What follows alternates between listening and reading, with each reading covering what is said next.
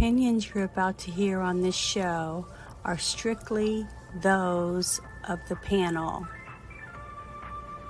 The following program is rated TV MA LSV. It contains strong language, sexual situations, and violence. It is intended only for mature audiences.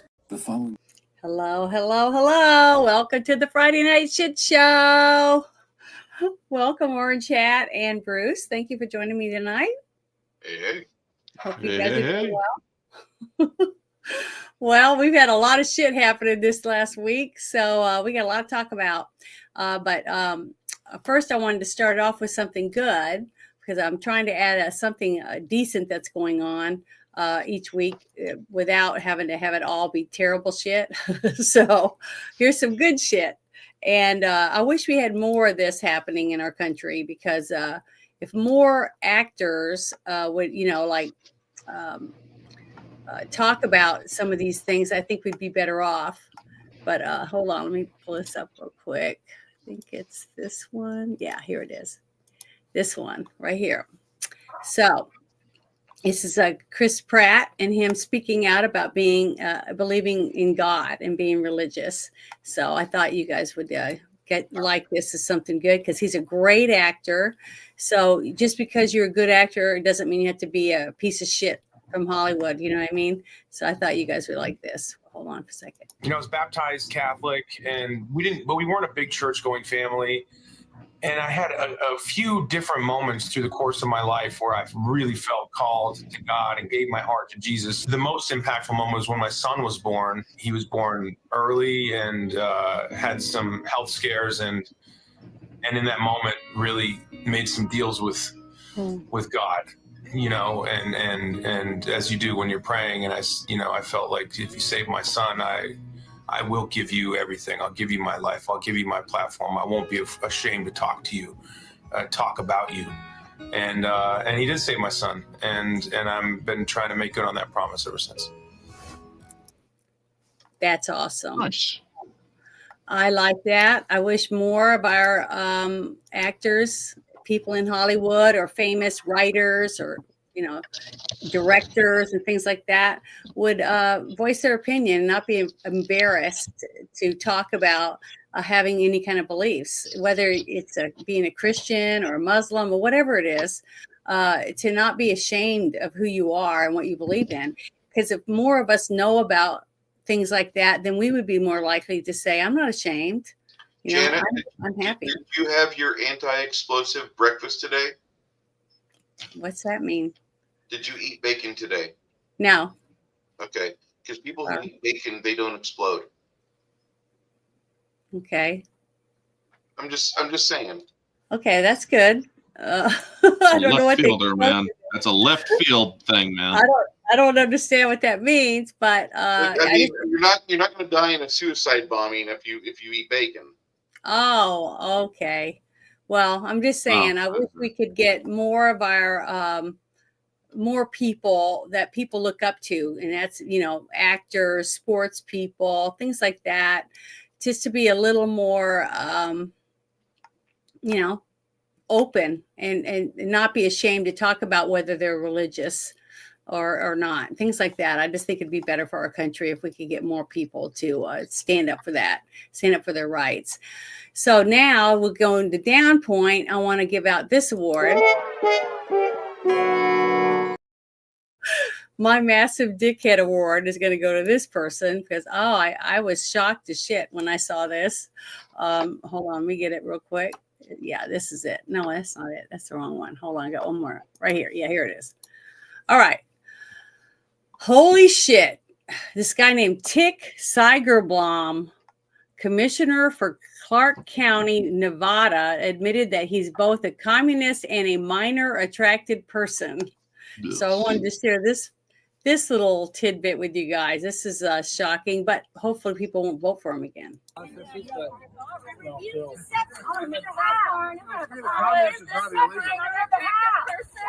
holding office in a republic if you want to be an open communist. This guy's a minor attracted person, aren't you? And drag queens and little kids. That's a nice start. Why don't you pay your fair share in taxes? He just admitted he's a pedophile. Drag queens are not pedophiles. Drag queens are for nightclubs. Yeah, you are a minor attractive person. You put a drag. What's your problem with the You're drag drag queen? queens. What's your problem with the drag Because queen? they're with children. They don't belong in front of children. It's a nightclub activity. Wait, let him answer. There you go. Them women bombarded him. They didn't let him have hardly a word in edgewise, but yeah, he did shake his head. He said he admitted it. Then there's nothing wrong with drag queens performing for kids. So that's pretty sad. But they are in Las Vegas or near Las Vegas in Nevada, where it's, all that's legal. But yeah, I was really, really shocked when I saw the video. I was like, holy shit. You normally would just see him not say anything or react or anything when they're being asked questions like that. But apparently some people aren't ashamed. It's like I was just saying, he's not ashamed to admit what he does. So we shouldn't be ashamed to say, that we, whatever, like God or whatever else. But this next thing, I'm going to play. It's, let me see. I'm trying to, okay, this is the right one. I think this is it. Yeah. Okay. Here's the next one. This is the first one I wanted to open with. Why are Democrats so disrespectful during President Trump's address? Johnny went to DC to ask them. I just love this kid. He is hilarious. I want to make sure it's turned up and watch. How's it going? Johnny from Fox. What could Donald Trump do that'll make you clap? Thank you very much. What could Donald Trump do that'll make you clap? I did clap when he said that the United States had supported Ukraine and given them lots of Well, why not Riley's mom? How was that speech last night? Did you love it? Well, I watched it. I don't think that was the best look for our party last night. Very disappointing. So you didn't stand up for anything? The president got before the American people, didn't talk about how he could drive down grocery prices. Senator, why weren't you standing yesterday for anything? Very important hearing right now on anti-Semitism. But you didn't stand for anything at the speech last night. I don't know what you're talking about, where you got that information. Well, there was nothing the president to say. Making Riley's mom. You didn't stand for her. Factual or truthful or anything like that. Jesus, they're all disgusting pigs. You don't think it's worthy to stand up for her? Yeah. They completely killed their entire credibility. Have a good day. I mean, she just assaulted a fucking reporter right there. 80% of the American people, according to CBS, loved the speech. Again, I don't think with the United States. Are the Democrats out of touch? The United States of America. Forgive me for going here. Forgive me for being out of breath. I don't know what speech they were watching. They were watching the president's speech, Senator. Really? It wasn't worth watching. Why was Al Green so disrespectful? You can ask Al Green. Disgusting. So I just pulled up to Congressman Al Green's office, went inside, see if he wanted to talk, because he did a lot of talking at the joint address, but they shooed me away.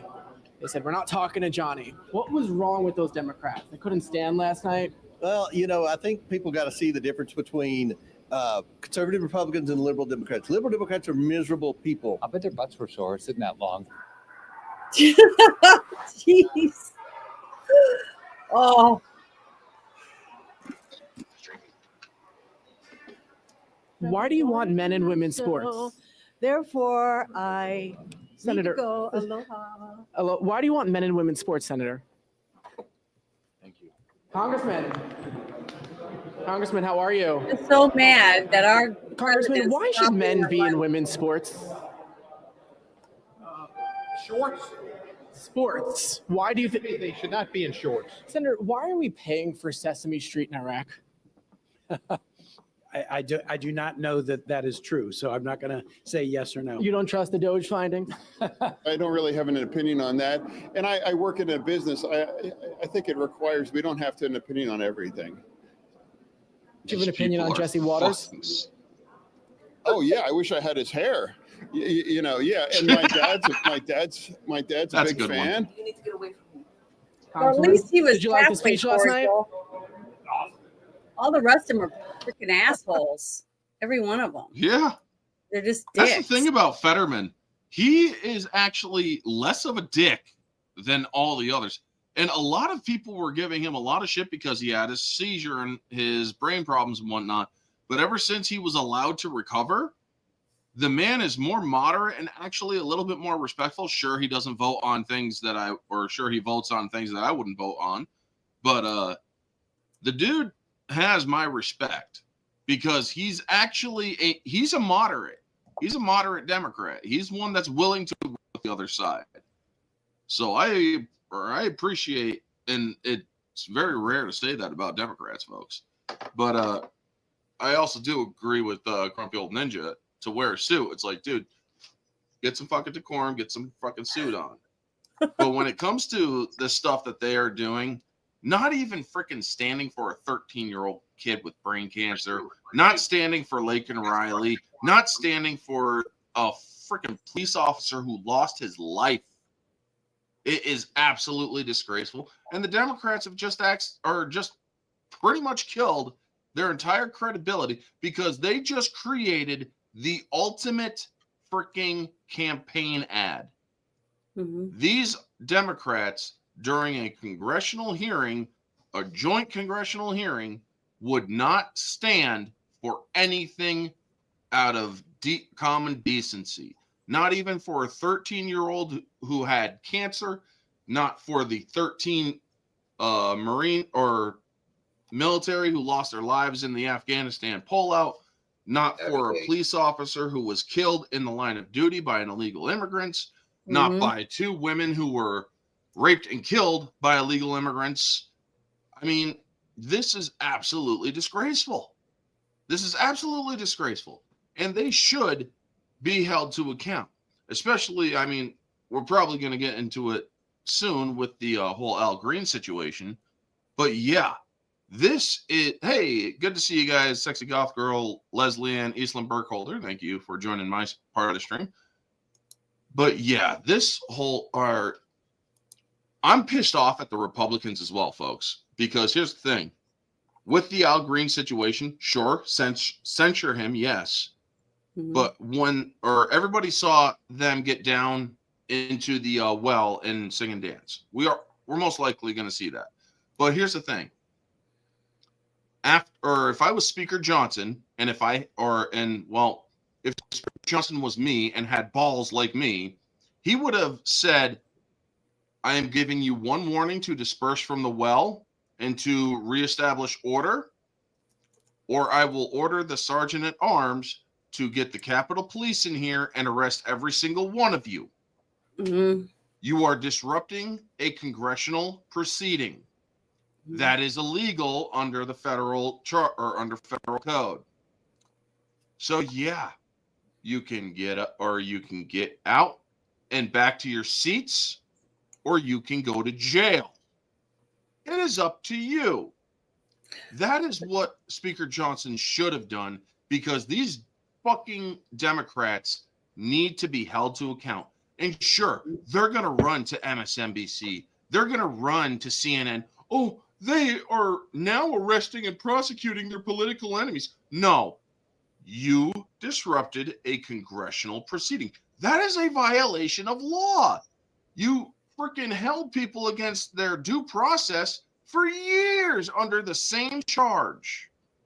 Mm-hmm. We won't hold you for years under the same charge. However, we will arrest you for it. And you will learn the consequences of your actions. But honestly, sure, some people might be satisfied with, oh, well, take their congressional committees assignments. No, take their congressional committee assignments, yes, but also fucking arrest them. Mm-hmm. That is what needs to happen. However, the Republicans are pussies right now. They have the House, they have the Senate, they have the presidency, and they are fucking pussies. Mm-hmm. Hey, a lot of them are. I heard the rumor. Yeah. I heard we're not going to see an Epstein list because they've got to redact a lot of names on it. It could hurt the country. They are redacting just the information that has to do with national security. People saying that, oh, Bondi is a turncoat, this and that. There are still going to be enough names for us to be satisfied with. I have no doubt. But if it does come to the fact where it will harm our country's stability, would you rather our country is already unstable enough as it is. Do you really want to risk any more instability just so you can get the court of public opinion to get their rocks off? Answer honestly now. Okay. I want what we were promised, and I'm not really too concerned. Yeah, we're gonna have like unrest if the entire list gets leaked out, if details float to the surface, and we can see it, net it, get it put together, and package it as news. You're gonna have like the deep state come out with millions of dollars, and they're just gonna be like, burn every Wendy's you see, and destroy the urban environments, destroy the cities. You're gonna see all of that happen. So why not just fucking bite the bullet, and then we have a period of unrest, and afterwards we have a period of rebuilding, because I sure shit don't want the elites to have fucking control anymore. Well, I'm done. Well, here's the thing. What I want to say real quick about this list is, okay, there was over 200 something young women that were brutally abused on all the different places, and at his apartment or his home in New York, on the island, on his plane, on his boat, and some other houses that he had, right? And they were forced to perform massages and other acts that I'm sure were humiliating. And so honestly, from the few interviews that I've seen before Pam Bondi was in there, that they were saying that the girls were saying what they wanted to have done to these people. Okay. And I just went through this, remember, last year in the summer, where I had a niece that was abused by an uncle, and she did not want her dad to kill him, because that's what her dad wanted to do. She said she wanted to see him go to prison.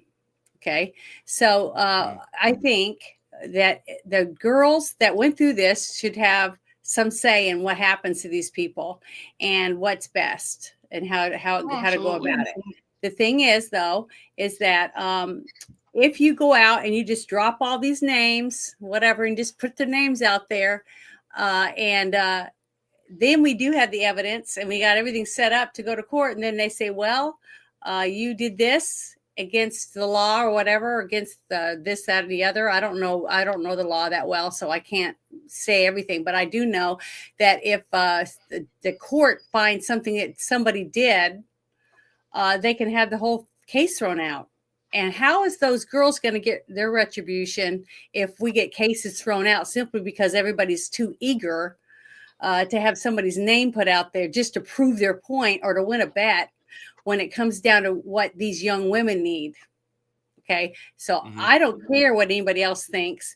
I don't care if they ever let the names out. All I care about is that these girls get justice, and it's done legally to where they can't later on say, oh, well, this T wasn't crossed and that I wasn't dotted, so fuck you. We don't care how much abuse you went through. We just want this guy out. Okay. And I don't want that to happen. Yeah. Here's the thing.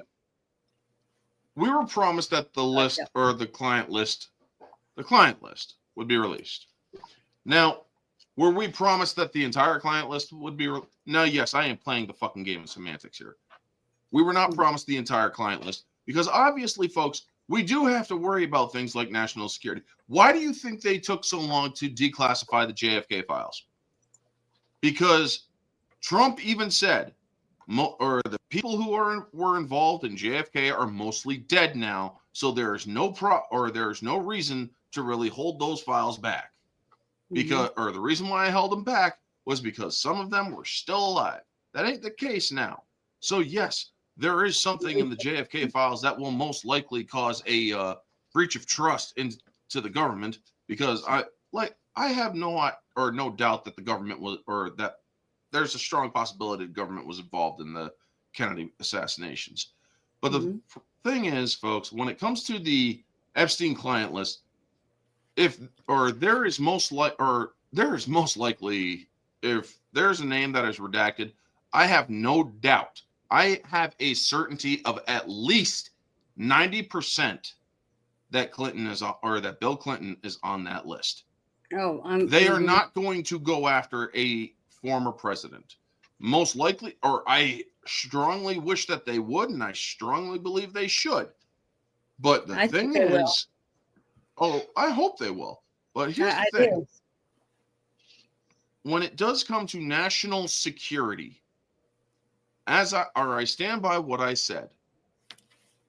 Redact the names of the victims, yes.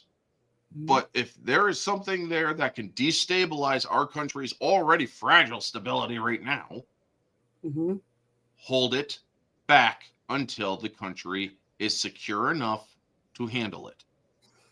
Well, They the other never thing said is, we would see, or they never said when we would see the fucking list. Remember, folks, it's only March in his first year. We got fucking 4 years left to see what is going to be released. You but gotta also, freaking believe me. I'm as saw eager an as others to interview see it. with Pam Bondi before she was sworn in or anything. So this was before she had to uphold the Constitution, when she was just a regular person and she could talk about what she believed, right?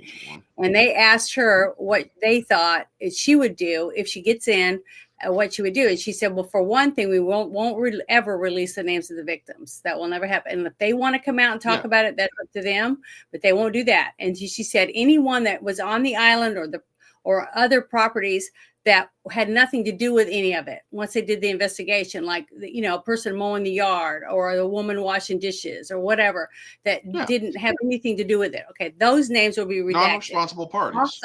Also, any person who turns coat, well, their name will be on there.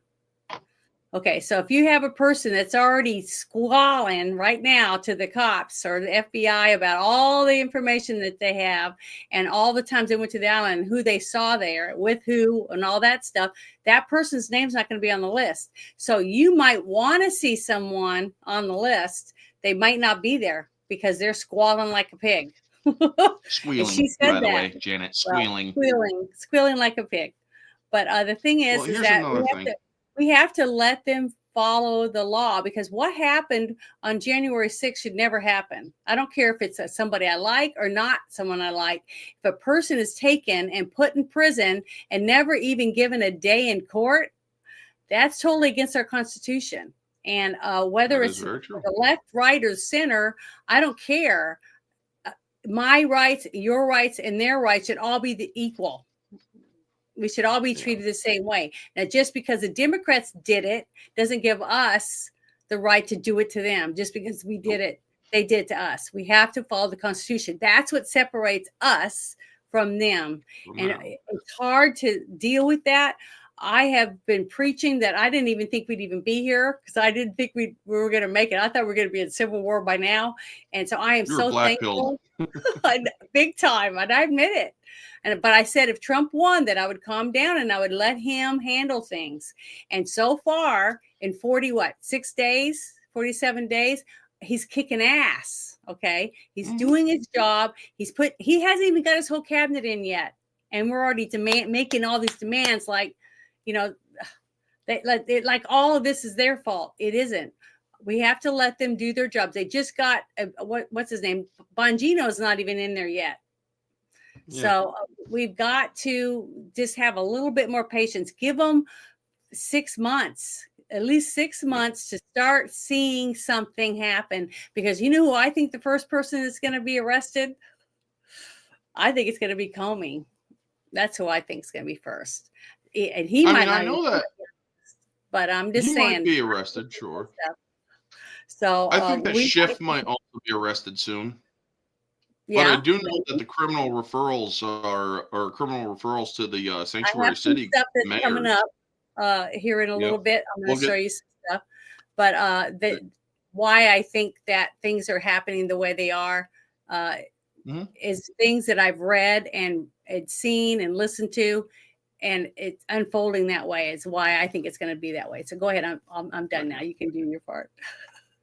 On a final point with the Epstein thing, folks. And I am going to get a little bit personal here. Back in 2017, I was Me Too'd, essentially. I was arrested under false charges against me of pretty heinous shit. And while I was in jail in the Justice Center awaiting trial and whatnot, I learned that there was a darker side to law enforcement. Now, do not get me wrong. I do support law enforcement. However, I do not support those in law enforcement that break the law. And as disgusting as some of these people are, yes, when you are in those sort of charges, you are put in protective custody to protect yourself. Mhm. And there are others in protective custody, and one of them admitted that he did some sick shit with a kid. And I basically stayed away from that one. But the thing is, once he was sentenced, the Justice Center deputies ratted the person's charges up at the prison he was going to. They actually called ahead and said, look, you got somebody coming in. They brag about this shit, folks. They openly fucking brag about this shit. That is illegal, by the way, because you are willfully putting an inmate in danger. They will most likely be attacked and lose their lives. Because for those of you who don't know, inmates have a code. They actually say, or they actually go after anyone who likes to touch kids, who likes to brutalize and do terrible things to women and kids. You do any of those charges or have any of those charges, you are a target. And the deputies, well, yeah, they will rat those charges out if a person is convicted. Now, that is something I do not like, regardless of those people's disgusting charges, because what if somebody is falsely convicted? It has been known to happen that a person has been falsely convicted. And don't ever tell me there hasn't been. But if you freaking rat a person, or if there is a case in which a person was falsely convicted, I could have been falsely convicted because I was told by my lawyer they could easily forgo the evidence and just believe what she says. So, unfortunate things that happened there.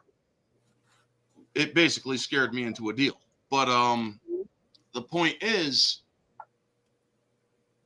the justice system also should not go vigilante. Now, if there are people out there from the Epstein client list that are charged, and if they are charged and they are sent up, the deputies may not have to rat those charges because most likely that shit's going to be very fucking public. But but if there are people that are less than public on that list and kept less than public on that list, they should not, and I do repeat, should not rat those charges. Because here's another thing. If the government wants them protected, in case they actually do put forth witness or turn state's evidence or whatever, then you are attacking somebody who just basically tried to get more people put in prison. The point is, folks, we have to maintain our civility. We also have to maintain our law and order when it comes to even the most emotional circumstances, such as the Epstein client list. Believe me, I want to know who's on that list. And I believe that the beast that is court of public opinion, that the left has overfed, I believe that it should be turned on to those who overfed it. Because I guarantee you, there's most likely going to be a lot more left. Do not doubt that there will be right-leaning people on that list as well. But yeah, when it does come, I wanted to add something too, is the fact that when you had over 270 women, young women, okay, that were involved in doing all these things for many years. So there's thousands, okay? People have to realize there's thousands and thousands of names on that list. just because you flew on his plane or were on a plane with him or whatever doesn't mean that you did anything. Okay. So they have a lot of names to go through and to get the facts. So we got to give this some time. And you got to remember too, we don't know what facts have been destroyed. We don't. Oh, Spider-Man's going to join us. Here we go. Welcome. But we don't know what documents or evidence has been destroyed, or whether or not they've lost fingerprints or DNA or whatever it is through the FBI. So we've got to let Pam Bondi and Kash Patel and Dan Bongino and all of them do their jobs, try to find out where everything is at that they need, and do the right thing and make sure that that sticks. These girls deserve to see these people punished, and by letting them get off because we're frivolously going, I want to see the names. Okay, I want to see the names too, but not the detriment of these young women. I just had this happen to my family, and I'm telling you right now, there was a lot of people, young women, that came forward because this young girl was brave enough to go to court and testify against this person. 5 other victims came forward, and another one came from another state to testify on behalf of my niece. So it happens, and justice can come, but it took years. Okay, it takes years sometimes to do this. Once the evidence starts coming out, to get actually go to court, and it sucks because now every 5 years, my niece and the rest of us have to go to court to keep it from getting out. Okay, it's not fair to the victims to have to go through this for the rest of their lives. Okay, but they do. And if they're brave enough to testify like these girls did in court to get the 2 people that did go to prison already for what they did, then we got to give them the benefit of the doubt and let them have some say in how things are done. I'm sorry that I really believe that. I've lived through it in my own family, and I don't want a person that didn't do anything convicted to go to prison simply because somebody said something. They got to have the evidence too, not just the young girls. We don't know what they went through. I don't know how bad it was for these girls, but it had to be bad. I'm glad I wasn't one of the women that was trapped on that island or in that apartment or on the plane or whatever against their will. But the thing is that I want to give them justice. And the best way to do that is to let them do their jobs and do what they have to do to make sure these people are brought to justice. And that's my point of view on that. But welcome, Spider-Man. That's what I was going to call you. So how are you tonight? Hey, I'm good. I don't know. I'm trying to get a feel for the space here to see what you guys are talking about. As a former cop, we're talking about the list and how I don't want to rush Pam Bondi into releasing names and making it to where we can't put these people in jail because we were all like crying, wanting names. When the victims are the ones that should have the say on what happens to these men that abuse them. Yeah, I agree with you. I actually got my teeth kicked in a space on X because I was like, hey, look, everybody chill out. I told everybody to chill the fuck out because the system has to work. It's going to take some time. It's going to take time. Now, because you got to think about priorities with the government, and I'm former law enforcement. Y'all know that. And you got to set priorities. What's first? What did we have happen today? 5 arrests. Okay. 2 soldiers, 1 former soldier for selling shit to China. And then, and then there's the other 2 that were diming out ice. Okay. So I think that was very, very important that the government did that. Very important.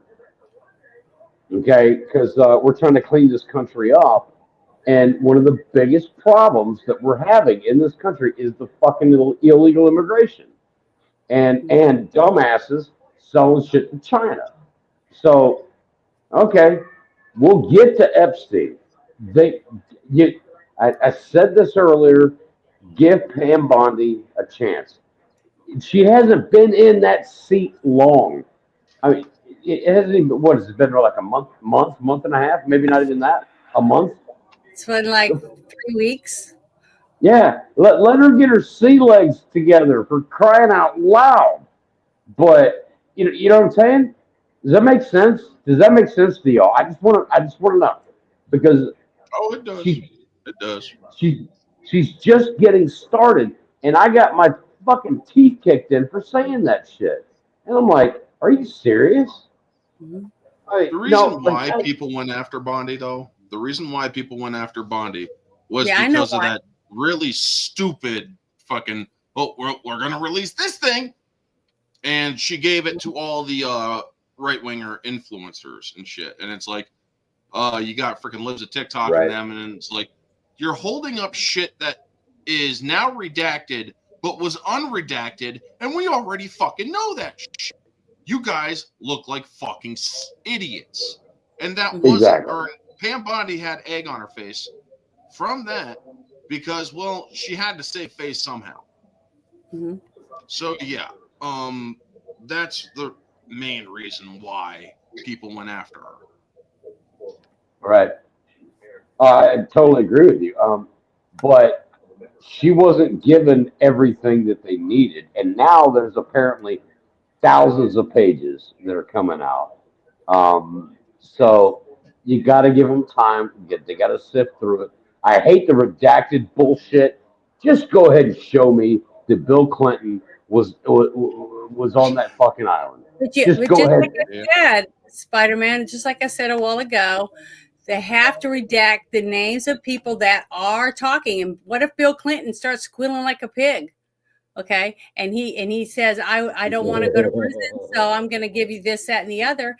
Then that's what they do. They do it every day with disgusting pigs that get a little slap on the wrist.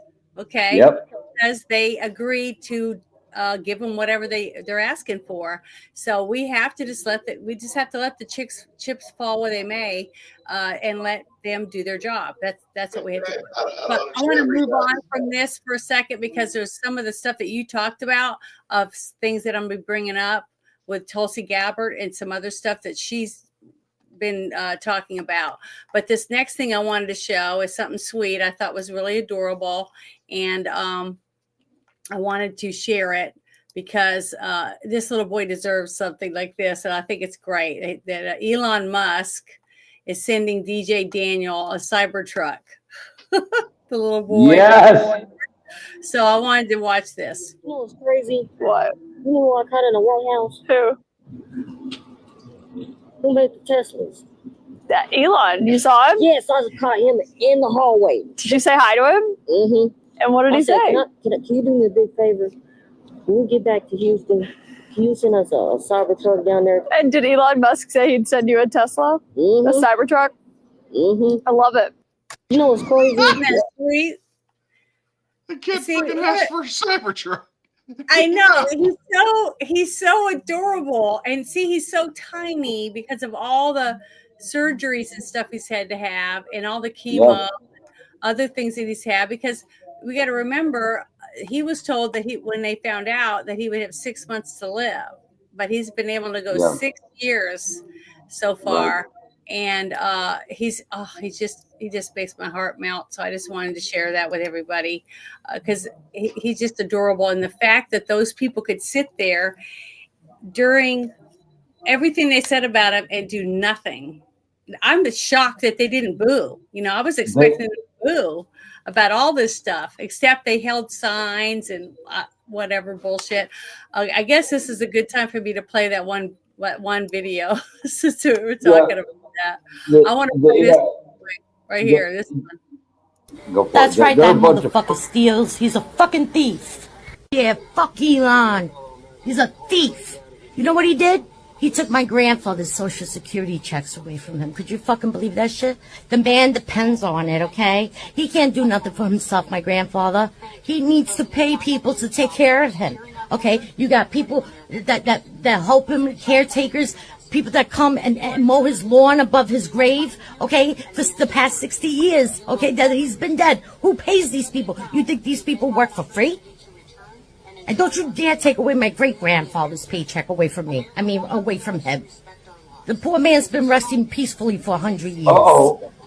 Fucking thieves. Fuckers. Uh-oh. Who's the real thief? Who's the real thief? Janet, sweetheart, who's the real thief? You're not going to take that paycheck away from me? Yeah, that's what she That was was saying. sarcasm to the It's highest degree. sarcasm. She's being sarcastic because both her grandfathers are dead, and she said that sucks that they took his paychecks away. She's being sarcastic because But some she of said- the checks. But she said to take his paychecks away from me. I know. Yeah, I know. She did that on purpose. It was a joke. It was a complete joke. Joke. Okay. Well, you have to Yeah, watch this it a was couple times then because I've watched it and I knew exactly what she was doing because the whole thing is she's being sarcastic, saying, "Yeah, I Okay. agree with that asshole. He steals. He's taking my grandpa's checks. Okay, he's dead. He's been dead for 60 years." Yeah. So being sarcastic, but I thought it was a good time to play that one. But this next thing I want to bring up, I think is pretty interesting. So here we go. Let me get it real quick. Let's pull it up here. Trying to keep these in order. So freaking hard. Oh, just give me a second. Here it is. I think this is it. Yeah. Here we go. She had a forehead the size of Texas. Well, yeah, but it doesn't matter. I don't care what she looked like. I think she was funny. She says, we have identified criminal leakers within the DHS Gov and are prepared to refer these proprietors to the Justice Department. So here we go. I want to let you listen to her speak. There we go. Whoops. Everyone, I wanted to give you a quick update.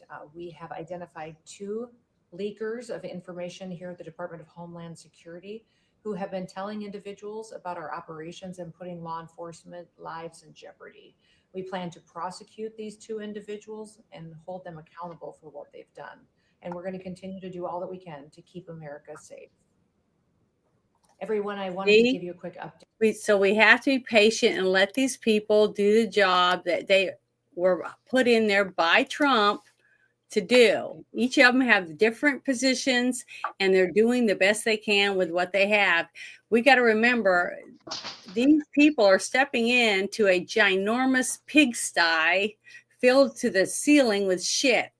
They got to dig through all this shit and find the little gold nuggets and put them aside. And then the rest are going to clean out. So we just have to be patient and hopefully everything will start unfolding, because the more people we see that are arrested and put on, whatever timeline for trial, right, we will be able to, I guess Spider-Man got dropped and he's coming back. So hold on, let me remove that one.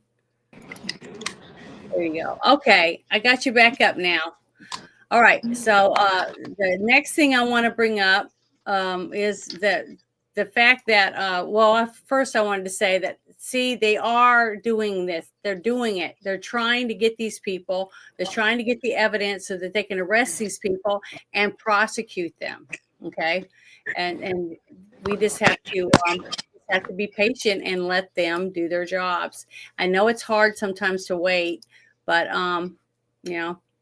let's see. Is this the right one? I don't think so. I mean, one of the things that bothers me still to this day, and this isn't something that I need to bring up a picture of, though.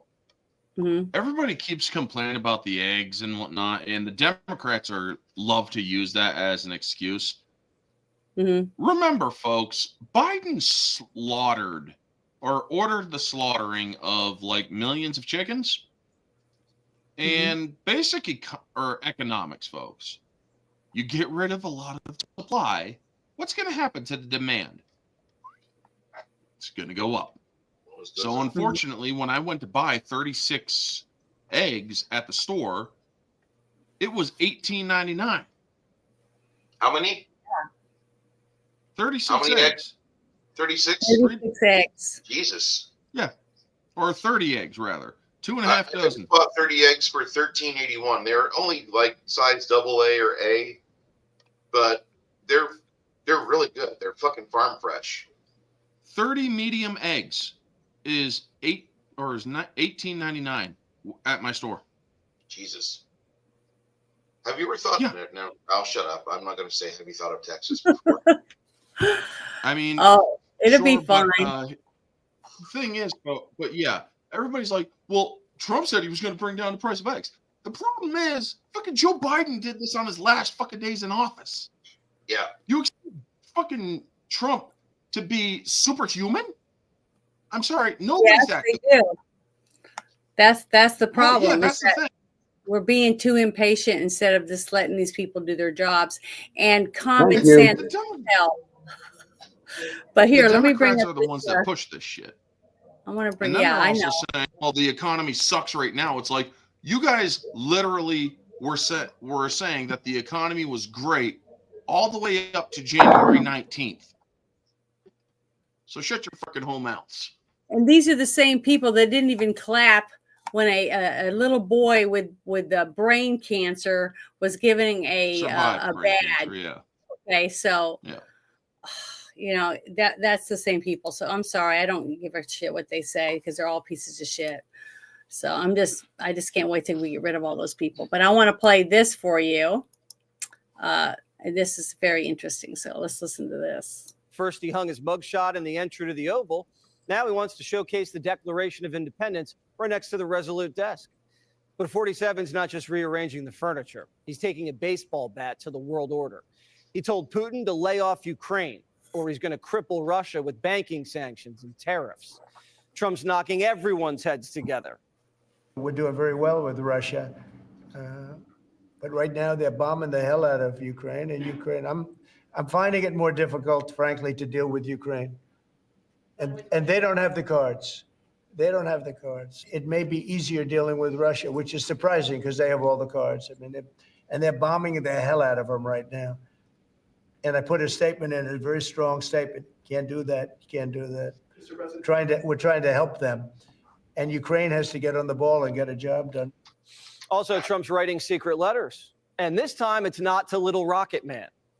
I hope that Iran, and I've written them a letter saying, I hope you're going to negotiate, because if we have to go in militarily, it's going to be a terrible thing for them. You wrote a letter to the Khomeini? Yes.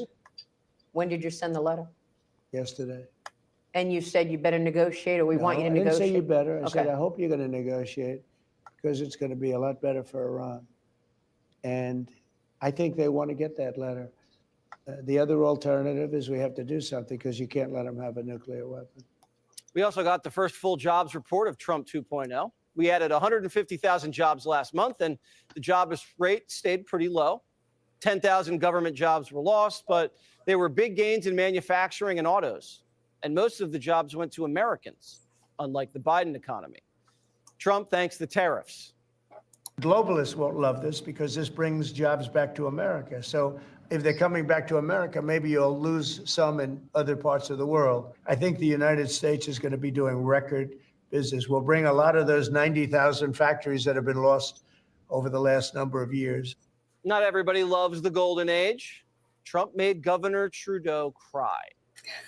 Personal level, I've made sure that Oh my every single God. day in this office, I put Canadians first, that I have people's backs. And that's why I'm here to tell you all, we got you. He puts them so Even far in the first. very Alberta last days was of it this when the government, United States. we will not let Canadians down. Trudeau might not be crying just over tariffs.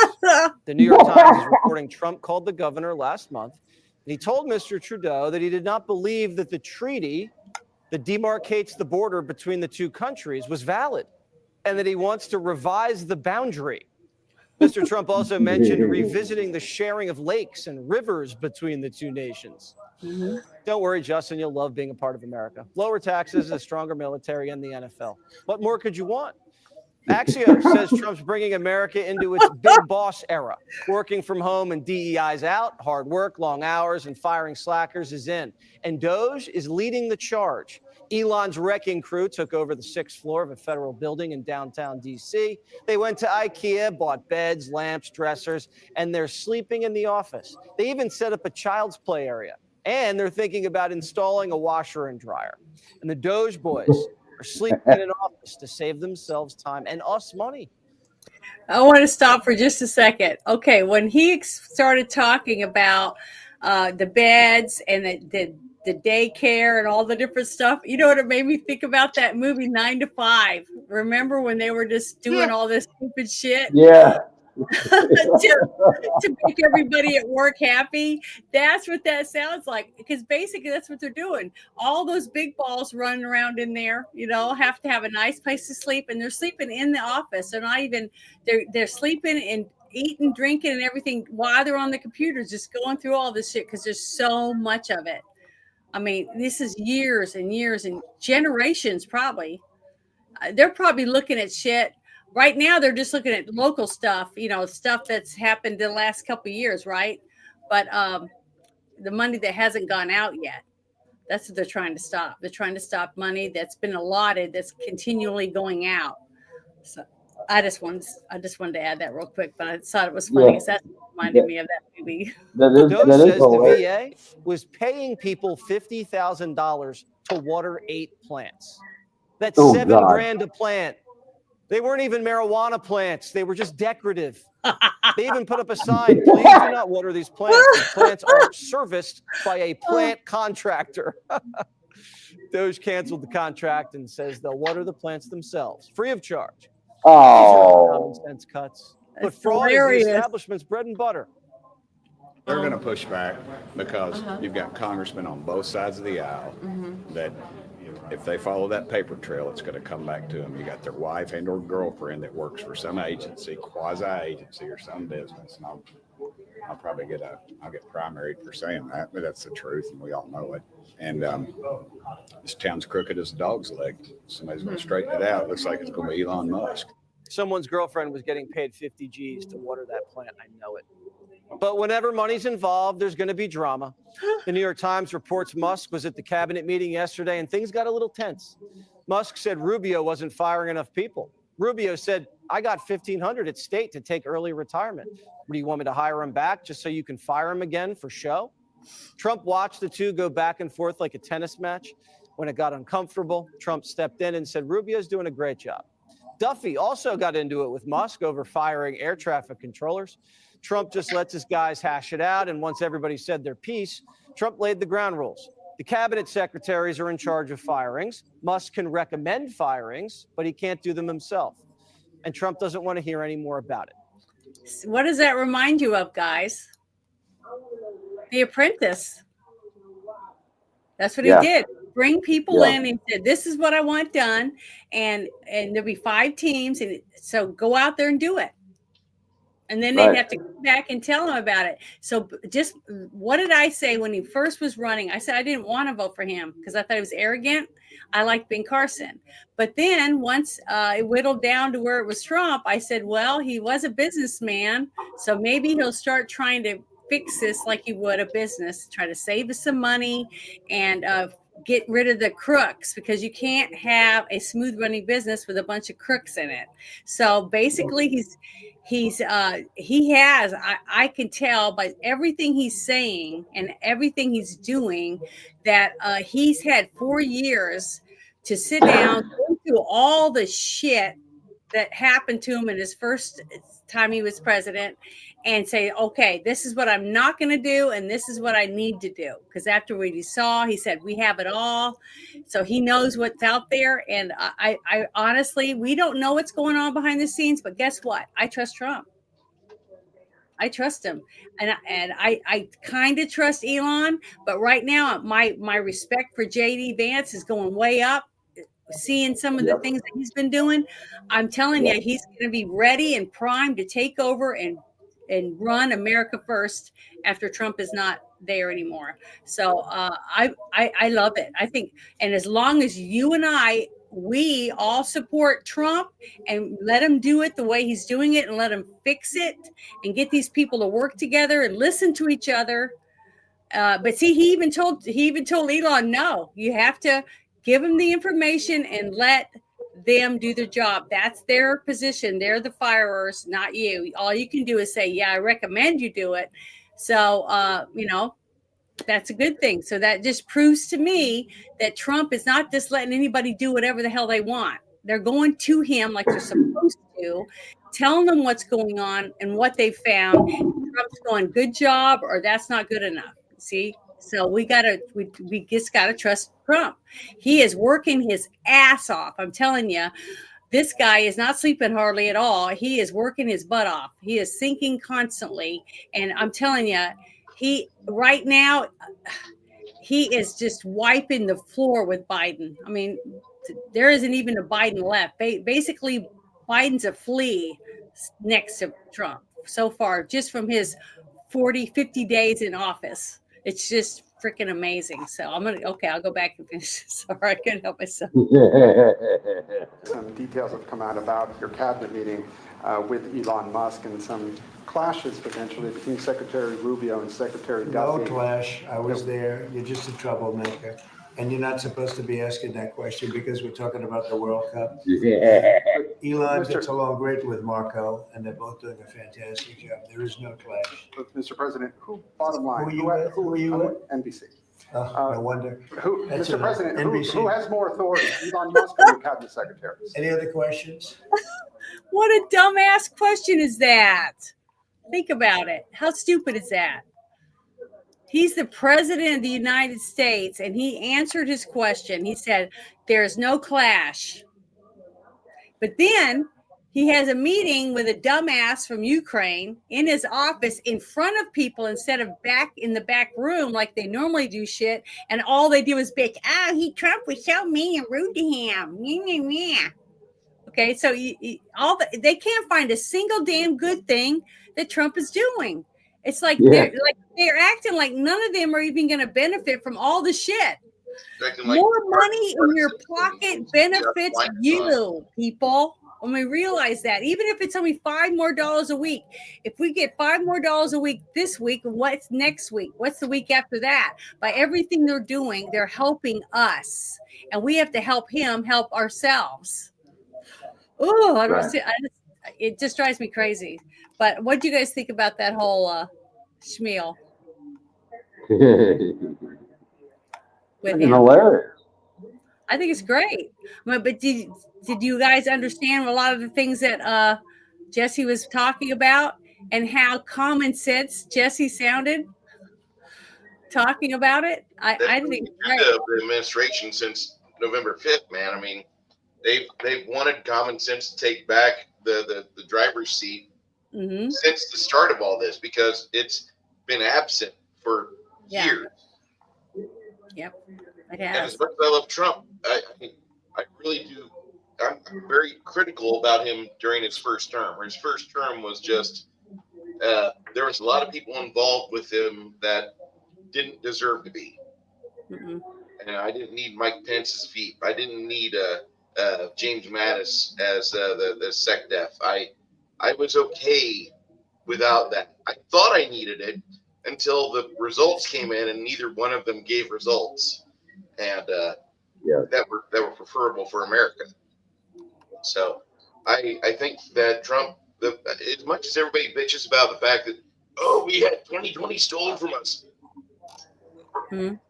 we had 4 years for Trump to get his head straight and get his head wrapped around how he would take back the country and how he would fix the problems in America. And then whenever he started working with Elon Musk in the last year, like 23, 24, it all came together. It literally all came together just like a plan off the A-team. It seems like it's going pretty good. Yeah, we've had a few fuck-ups like the binders. But at the same time, you can find the list out there if you guys search hard enough, because I just put a thing in the private chat. Janet, can post a private chat link, please. Okay, hold on. There's an article from Wired Magazine, and not the most patriotic people, but they do have an interesting article there where they talk about 200 separate phone signatures they tracked to the island. And that's not the whole list, okay? Yeah, that's a problem. But it'll keep you busy. Because I remember when the laptop stuff first started coming out, and bunches of you guys on YouTube were sharing all these videos, of him snorting coke off a little kid's ass, just all kinds of stuff. I mean, there was tons of stuff, and there was some old guy that I swear was his dad out by a pool with a girl tied up by her wrists above her arms, and he was paddling her on the ass with a belt, and he was naked. It looked like his dad. Okay, but there was tons of stuff coming out, and what did they say? It's Russian misinformation. Remember, the FBI was saying that when it wasn't. Now we know all that shit that we were sharing and getting kicked off of X and Facebook and everything because we were sharing all these videos that we had from friends that said they saw the contents on the laptop, and we got in trouble. We got kicked off. We got in trouble. We lost our accounts, and ends up all of it was true because FBI agents were hiding this shit and saying it was misinformation. And those people are still in office right now in the FBI. So we have to give Pam Bondi, Dan Bongino, and Kash Patel the chance to dig out all the corrupt people and get the evidence they need against them so they can get rid of their ass and maybe prosecute them. So we have to be patient. We have to be patient. So I've got to say that let's rewind the clock a little bit. Go back to the 60s, back to JFK. And remember all the thoughts came out after his assassination, how the government possibly stepped on people and said, you can't talk about them. You're a conspiracy theorist.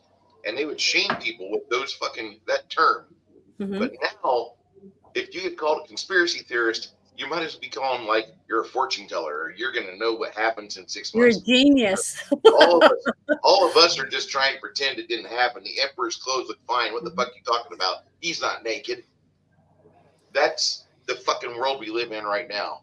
And you have all these people that are out there screaming because they're squealing. You're taking away their money. You're taking away their fucking ability to do the things behind the curtain that you're not supposed to see. And how dare someone pull the curtain aside and expose them to sunlight?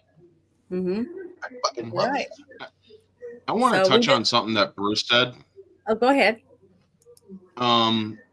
He said that everybody complains about 2020 and whatnot, and I've said on this stream multiple times, it's good that 2020 happened the way it did because it gave Trump the ability to grow.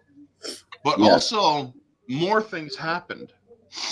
More things happened, folks. And I am always going to be, as bad as 2020 and 2020 through 2024 was, as bad as it was, I am thankful for it because here's the thing.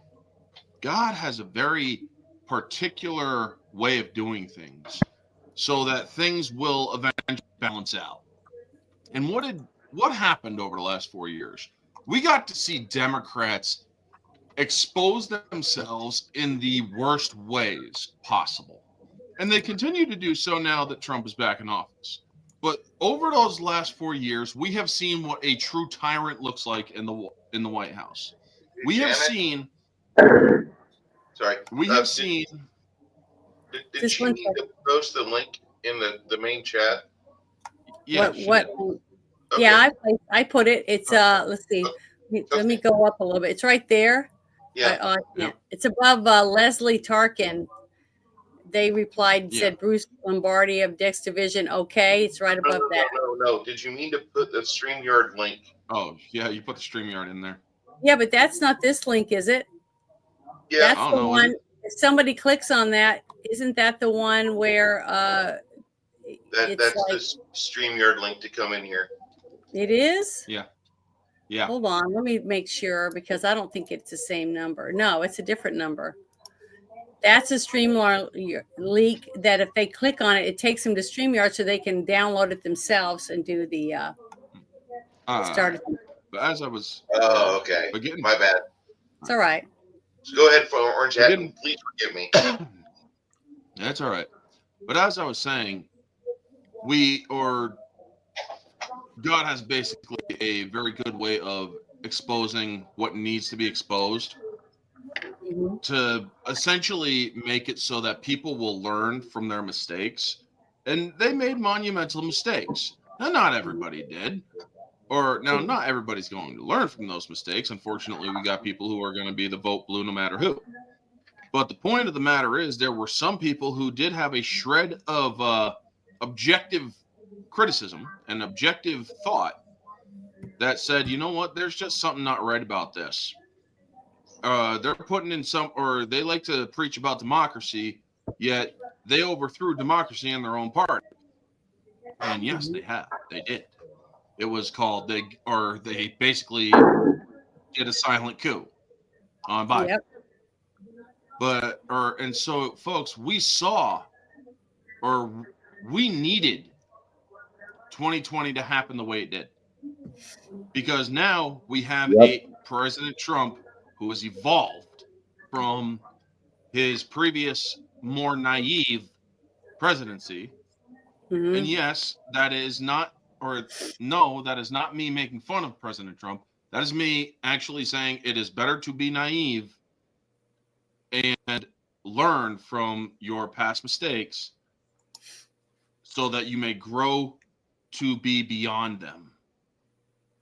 Now, he's wise to their acts. He knows what they're capable of. And he's not putting up with the horse shit. And he's wise to the media. The media has also betrayed the people. When he says the media is the enemy of the people, thing is, I have never believed it more now than I have ever during the first time he was in office, because the media is under orders, folks. And I will say this because I saw the fucking reports, the leaked memos years back. They can't be found now. They were fucking disappeared. But the leaked memos from CNN and MSNBC to all of their workers, you are not to report on Trump in any positive way. You are to cover his failures. You are to shine a light on every little thing he does that is negative. If he fucking farts, you need to make sure that people believe he shit himself. That is basically what they were making him out to be. They were under orders, and they still are under orders. The only people who are not following it is Scott Jennings and other people who are actually willing to say, you know what? I want to jump in real quick. That's one reason why. Okay, I know it. Everybody thinks it's stupid, but I don't think it's stupid. The fact that those handbooks or those notebooks or whatever were handed out to online people, like on Rumble, people on X, people on YouTube, because those are the people that Trump seems to lean more to believing when you're on there, because look at how many podcasts he went on before he won. Okay, that young boy or the young man or whatever, the college student. And that's thanks to Barron. Yeah, that's thanks to Barron, because Barron told him to get on all that shit. That's why I think that they're trying to bring more of those type of people in and give them press credentials, because that's the future. What we're doing right now, this is the future of getting informed. As long as this platform, depending on which one, because I'm on 3 different ones right now, whichever platform actually lets me show this on their channel, that means the people who are watching get to be informed, but things that they may not get from the mainstream media. And that's why I supported what Trump did, even though the way Pam Bondi did it might not have been the right way, but it's a start. It's a beginning of showing that the people that are on YouTube, Rumble, X, TikTok, whatever they use to go live, is just as important, because if we're sharing live information from Trump's speech or whatever it is that's going on, that might be the only time that person ever sees anything. You see what I mean? So to me, it's important that we let this stuff out on all the platforms, and that it's not just the same people over and over and over again, because sooner or later, they're going to be bought, or they can be bought depending on how big they get. You know what I mean? I mean, everybody goes on and on about Joe Rogan. I don't like him. The guy openly voted for a communist. Bernie Sanders was a communist, and he wanted us to be ruled by a communist. So I don't trust him. He makes shit At tons least of he money. learned from it. Yeah, but the thing is, he makes shit tons of money. He makes $300 million a year. I'm just using this as a guesstimate because I don't know for sure. But if you took half of his money, half of it, I mean, just took it right from him, from his bank account, how much is that affecting his lifestyle? When you make $300 million a year. Well, he's got the really expensive Senator Fetterman hoodie that he wears during the wintertime. That's probably $75. And well, I'm just saying is that if just like Beyonce or any of them, when you make that much money and you come in and say, I'm taking half of everything, you don't affect their life. They still have chauffeurs, they still stay, they still get to do it. But if I came and took half of your paycheck, that would dramatically change the way you live. That's the difference between us and them, is the fact that we can't afford to lose any more of our income because we're just making ends meet. But another person that can make $600 million, you know, a year or whatever, they have no clue what it's like to live in our shoes.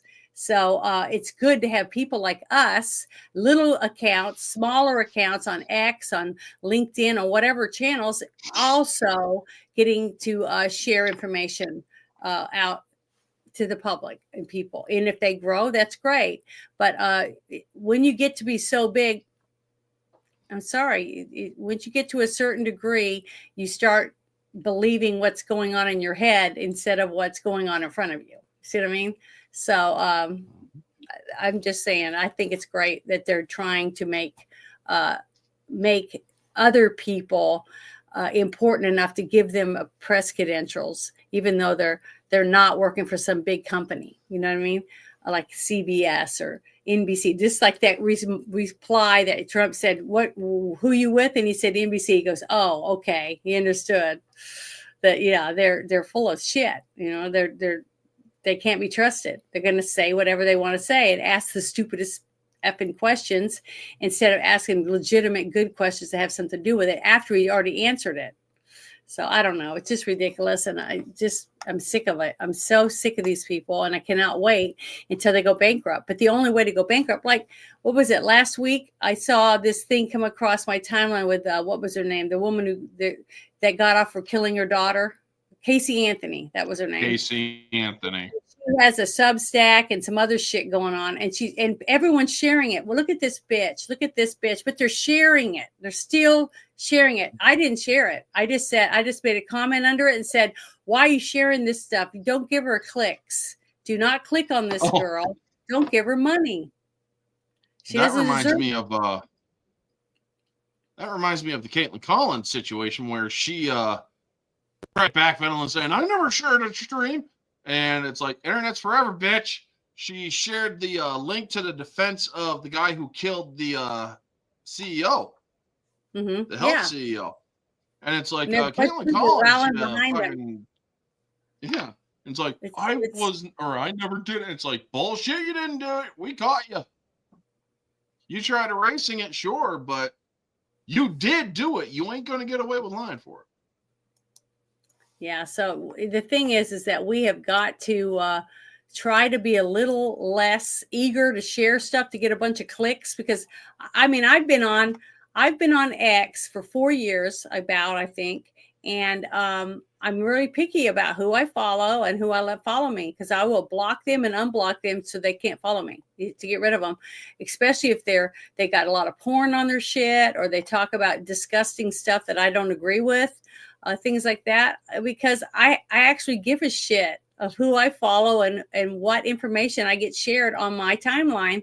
And I have friends that joined 2 years after me that have 10 times as many followers as I do. Well, I don't care about followers. That's not the reason I'm doing it. I'm doing it because I'm trying to do the right thing for my country and get people to see the truth. And now I'm having fun too. I make videos and do goofy stuff, do movie reviews and stuff too.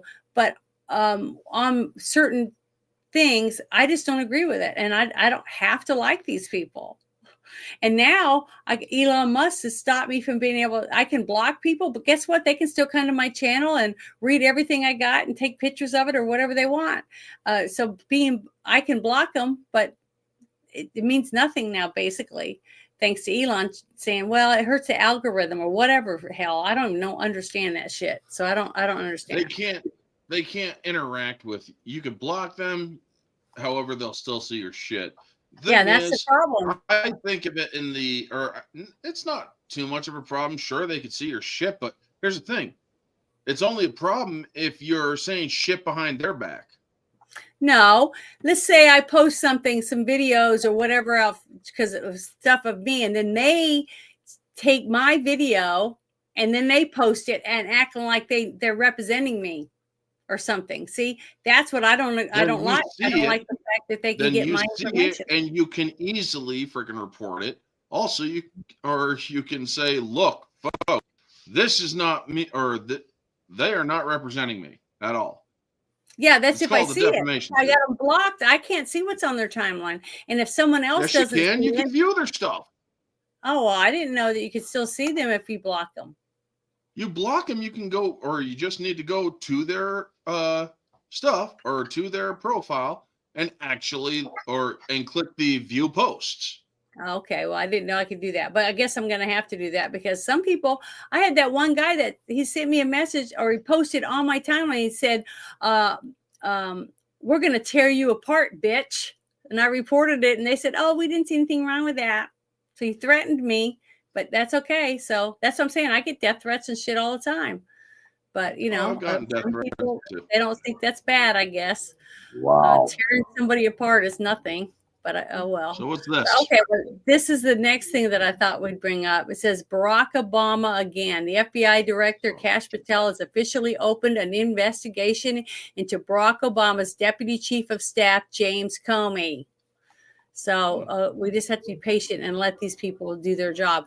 I'm going to share the link for this so anybody can go and read this, and then we're going to watch. Then we're going to watch these videos. But here we go. Let me scroll down here.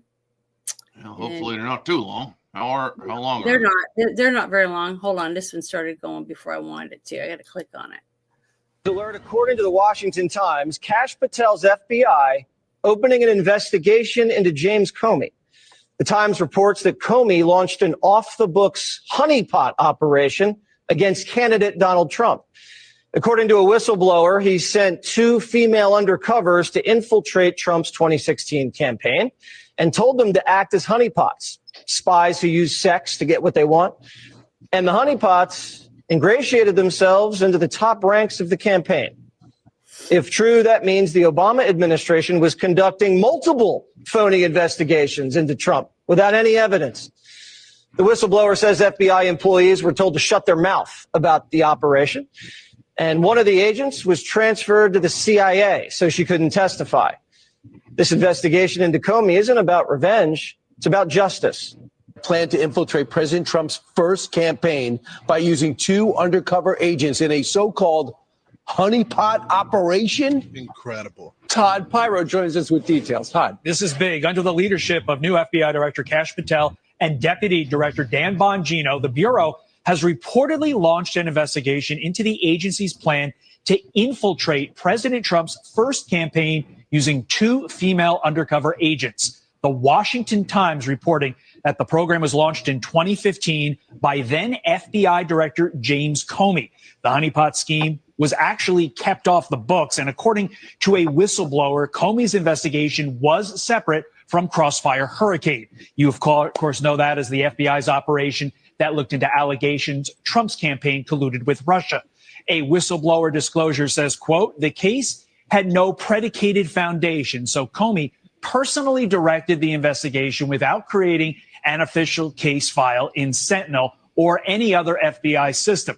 The FBI has multiple methods of protecting highly sensitive investigation, so Comey did not have a legitimate reason not to officially create an official investigation file or have a file number.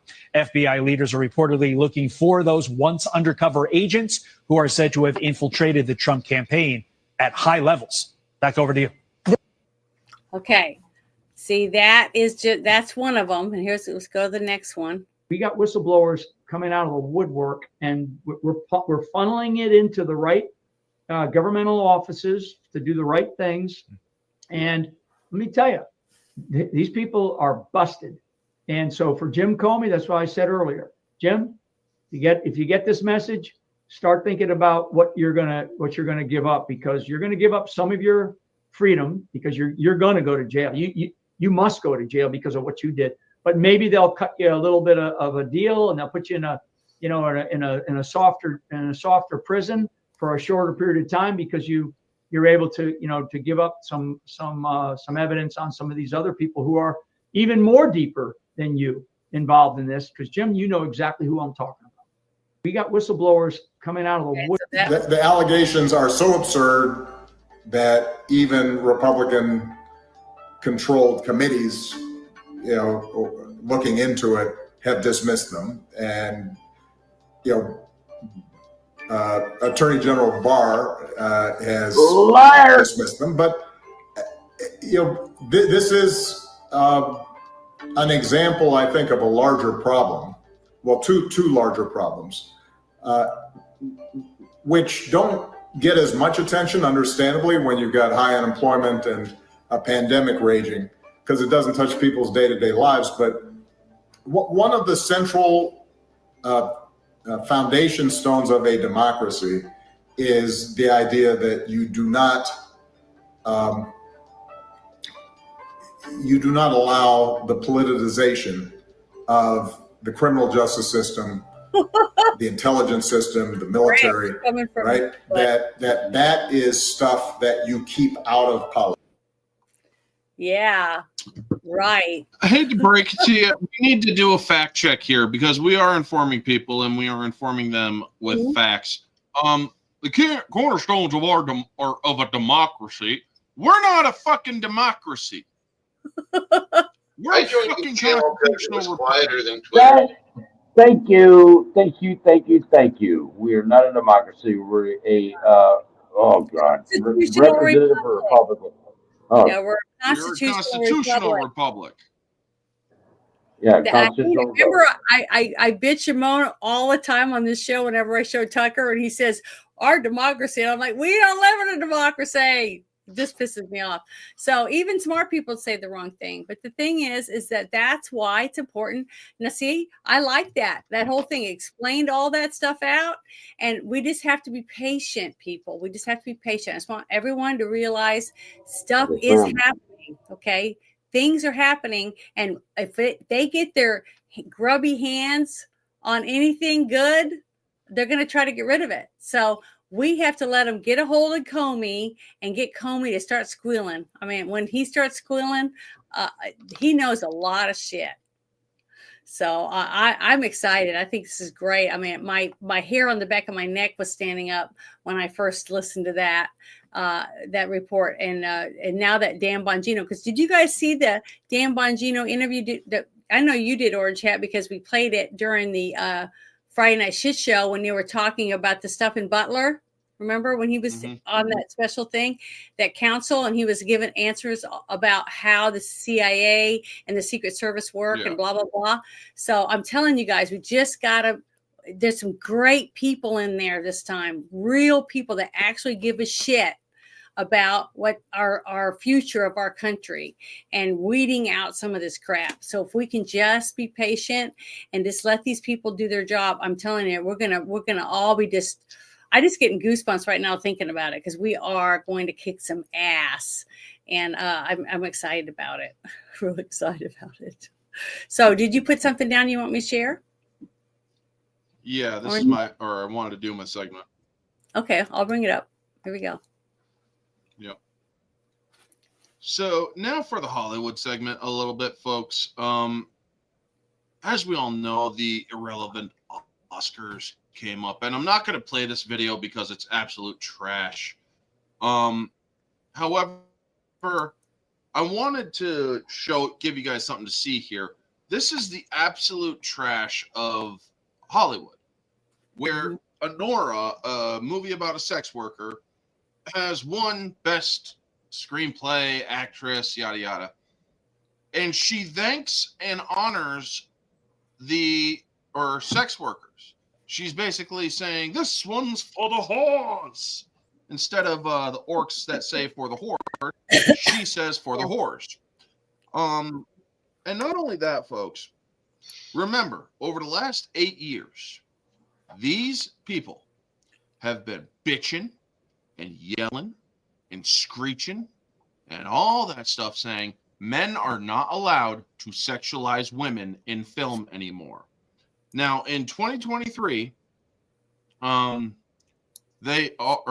last year, 2024, they had the 2023 Oscars, which another movie, which was a hypersexualized movie called Poor Things, which is soft, loopholed pedophilia, where a woman with the brain and mind of a baby is having a lot of sex with grown-ass men. They're having sex with a woman who has the mindset and brain of a baby. So that's what Poor Things was, and that movie got a bunch of awards, and Emma Stone got her rocks off. And this Mikey Madison chick, she's saying, I'm always going to be an ally for the sex workers. And all the people in the Oscars were doing the whistling and applauding and stuff. And I'm thinking to myself, I think that Harvey Weinstein, and yes, folks, this is going to piss a lot of people off. Pardon Harvey Weinstein. Because if you guys are going to return to degeneracy to this degree, why the fuck was he locked up in the first place? Why the fuck was Harvey Weinstein locked up?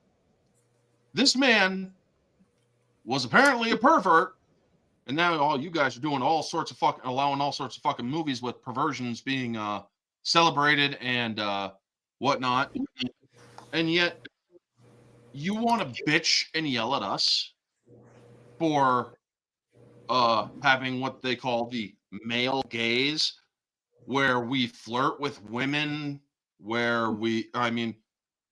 all sorts of other stuff. I mean, some men playfully flirt here and there.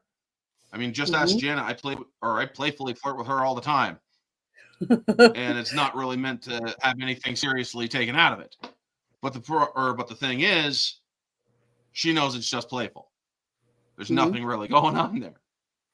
But if we did that in fucking Hollywood, we'd be like, oh, you're nothing but a fucking pervert. Bitch, you don't get to fucking call me a pervert now. You just had 2 years in a row in which freaking sex work movies won big at the Oscars. Don't ever fucking say that we're sick. Don't ever fucking condemn the male gaze, because the second you do, I will point to Hollywood and I will say, why aren't you calling them out? Because they just fucking had a bunch of fucking whores online get honored by the lead actress of a sex worker movie who won big at the Oscars. Who got that gold statue. I have a little miniaturized one that I had. Well, I want to ask a question real quick. Way back in the 90s. Don't they give out awards for porn? They do. Okay, yes, they do have porn awards. They do have porn awards. You know, so this perversion has been going on a long time. It's not just. And what I wanted to add too was the fact that Weinstein, the reason he got to go to prison is because every so often they have to not look so perverted, so they throw someone under the bus. Basically, that's how they clear the slate, or whatever you want to call it. They also did that with circumstantial evidence. He was convicted on circumstantial evidence. If that were to go to appeals, it would be tossed out. That's why his conviction in New York was overturned. Mm-hmm. Because of technicality. You freaking convicted him on circumstantial evidence at best. Mm-hmm. And that's all it was. Now, Kathy Bates had a really good point, folks, when she came out. I think it was during 2019 or when Harvey Weinstein was just getting prosecuted and whatnot. Kathy Bates, everybody knows her from Misery, Waterboy. Great actress, lovely person. She's now Matlock in the Matlock show. She basically said, look, back in those days, if you showed up at a hotel with the promise of sex for a role, and you consented to do so, and you showed up at the hotel, you did the deed, you got the line, or you got the role, and here's the thing. Just because you feel bad about it years later doesn't mean it's rape. Doesn't mean it's molestation, doesn't mean it's harassment. It means you regret your decision. So yeah, if once you have established consent, now if you say no more, or stop during the deed and he doesn't stop, yes, he's going too far. He's breaking the law. However, if you do the deed and then later on you say, we shouldn't have done this. Nope. That's okay. You regret it. Doesn't mean he raped you. Doesn't mean he sexually assaulted you.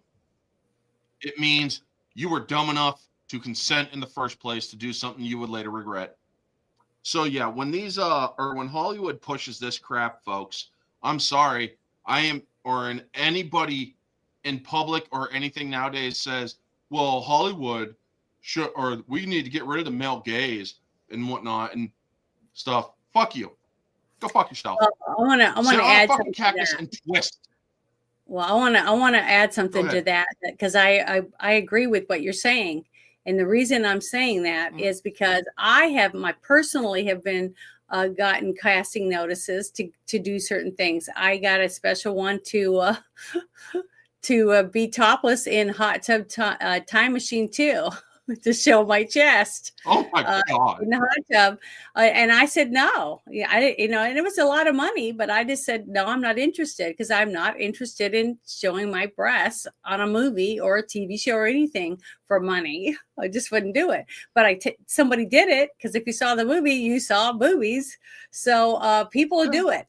But lots of them I've talked to, lots of girls who've done, something, even though it wasn't real sex, like they pretended they gave head to somebody in a movie or simulated sex, or they were nude and they just had little modesty patches on certain parts of their body, and then later on they said, I wish I hadn't done that. And I said, well, make sure the next time something like that comes up, just say no. Okay. But you're the one that has to say no, because if you take it, because most casting notices you get through the email or you get a phone call for it, right? So you can say no. It's not like they just show up at your house or whatever and say, okay, we're ready to film the scene. You take off your clothes. It doesn't work like that. And when they do go in there, there's 15, 25 people in there. So there's lots of chances for you to say no. Especially when it comes to movies or TV or music videos, all that stuff. But and then some people do get regret. Yeah, and not only that, I mean, think about it, folks. Alyssa Milano, everybody's favorite idiot in politics, and everybody's favorite witch in Charmed.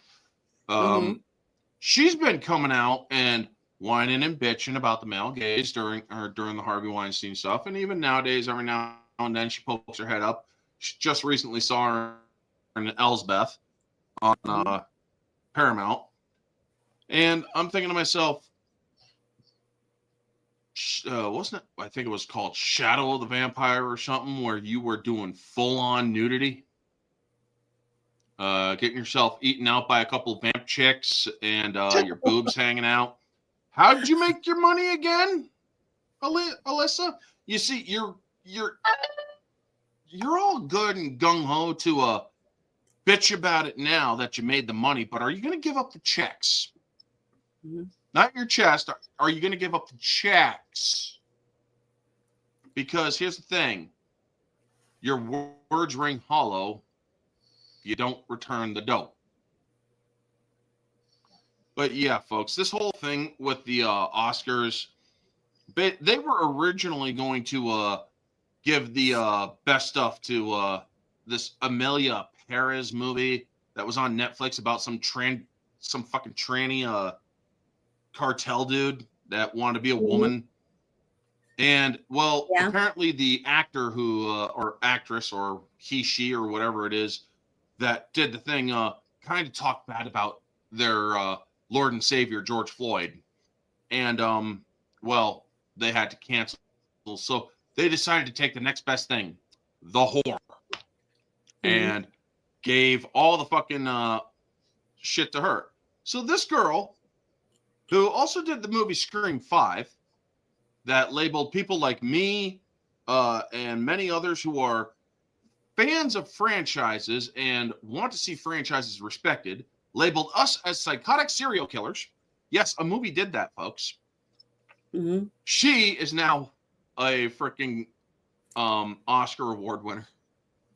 And I just got to say, all she had to do was shake her bubble butt and her tits. And she got a fucking award for it. Congratulations, folks. The casting couch is back. It's in full swing. A few years ago, I said that this was going to start happening because remember when they made all those changes to what you had to have to be able to be nominated for Academy Award? Remember when I talked about all that shit? Well, yeah, that's for best movie. You had to have diversity in front and back of the camera. And yeah, here's the thing, folks. All kinds of dumb shit. I mean, they made it so hard that you can't even. You have to be black to be a black character. You have to be Hispanic. You have to be Asian. Whatever that. You have to be a male or female. Voice them, yeah. But see, they don't really do that part of it. Male playing a male and female playing a female. That doesn't happen very often in real life. Females play males. Yeah, they have done that. In anime, and the they thing do is, it all the time. they say you have to have if you're transsexual, you have to be a real transsexual to play that part. If you you have no hand or no arm, you can only have a person with no arm. Yep. So basically, what they were doing is cutting the legs off directors and other people, casting agents, to be able to put a person that could actually act and be believable at acting in a part. Because just think about it. When that movie with Tom Hanks, what was it called? When he was the soldier and did all that stuff? Forrest Gump. Forrest Gump. Wait a minute, I'm going to use Forrest Gump. Forrest Gump came out and Lieutenant Dan had legs, but he played a guy with no legs. So just think about it. Think about them taking him out and putting someone else in there to play Lieutenant Dan simply because he had legs instead of letting him be an actor. Yeah, but how are they going to do the scenes where Lieutenant Dan had legs? I don't know, but what I'm trying to say is that's what it is now. If your person doesn't have legs, okay, that's why it's dumb. Some of the dumb stuff they've done. They've ruined it to where a good actor cannot play it. Yeah, I hope they do. I hope they change it. They have to. No, they are reversing it because actors came out against all that, specifically Ian McKellen and some a lot bigger name actors. Ian McKellen's I'm a gay actor, but here's the thing: I should be able to play a heterosexual character. Yeah, it's called acting. Or heterosexuals. It's supposed to be a person being able to act like an emotionally disabled person, that type of thing. So instead of really going out and finding one. And my final point here, folks, with the sexualization back in full swing, I told you this shit was going to happen years ago, back in 2020 when Cuties was coming out, where they had the 11-year-old girls twerking and shit. And I told you all back then. I was a small channel, so unfortunately I didn't have that much reach. But I told you, once this shit starts, or if this movie is allowed to be released, it is going to be, or they are going to start normalizing kids having sex in movies and whatnot. And the Poor Things with Emma Stone, again, baby's brain and mind in an adult body. You may be having sex with an adult or with an adult body, but you are still having sex with a person with the mentality of a child. That is pedophilia. And that was their loophole of getting away with it. I was proven right. And yet, I only have 1,600 subs, trying to get more subs so I can be, or so my informative reach can be expanded. Unfortunately, I ain't doing this for money, folks. I ain't ever going to monetize. I don't plan on ever monetizing. But the sad fact is, they've brought back the casting couch. They're starting to sexualize, or they're starting to overtly sexualize Hollywood again. I mean, I like Taylor Sheridan's work, but he's got a lot of fucking sex and shit in his stuff. He's bringing back the 80s style storytelling where it's basically obligatory. But it's not always needed. The point is, this shit should not be getting fucking awards. Nobody fucking heard of this movie until it won an award. It's an independent film. It's from an independent studio. Nobody fucking heard about Nora. Everybody heard about Beetlejuice, Alien Romulus, and Deadpool, Wolverine, and all that shit. And yet, they weren't even freaking nominated for shit. They weren't even nominated. Why didn't any of those movies make best film of the year? Not one of them. And so they gave it to the horse. And this woman is like, oh, I want to honor all the women in the sex work industry. It's like, why? Why? Unless you are shining a light on the plight that these women go through, the negatives of that stuff, why honor them? They are sex workers because they suck at life. So they suck dick to make themselves feel better.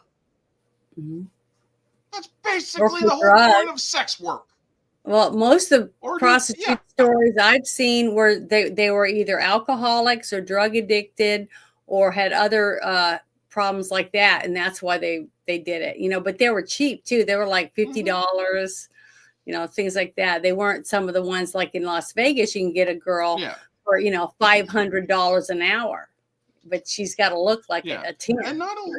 So what Janet's saying is that you can come over to Elm Street where old Meg is at, and I'll pop my teeth out for you.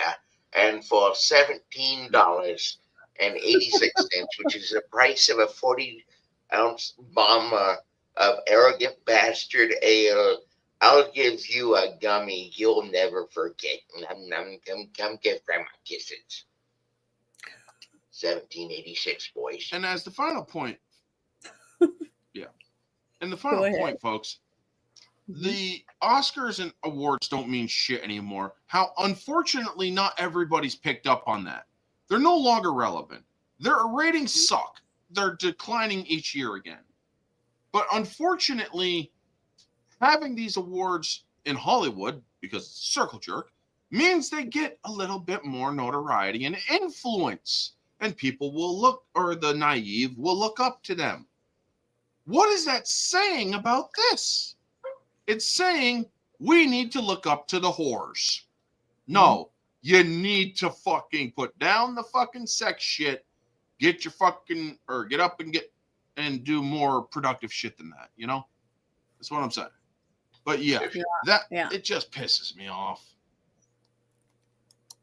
I don't ever want to hear people fucking bitching about sex work ever, or about the fucking male gaze ever again. There you go. Here's something.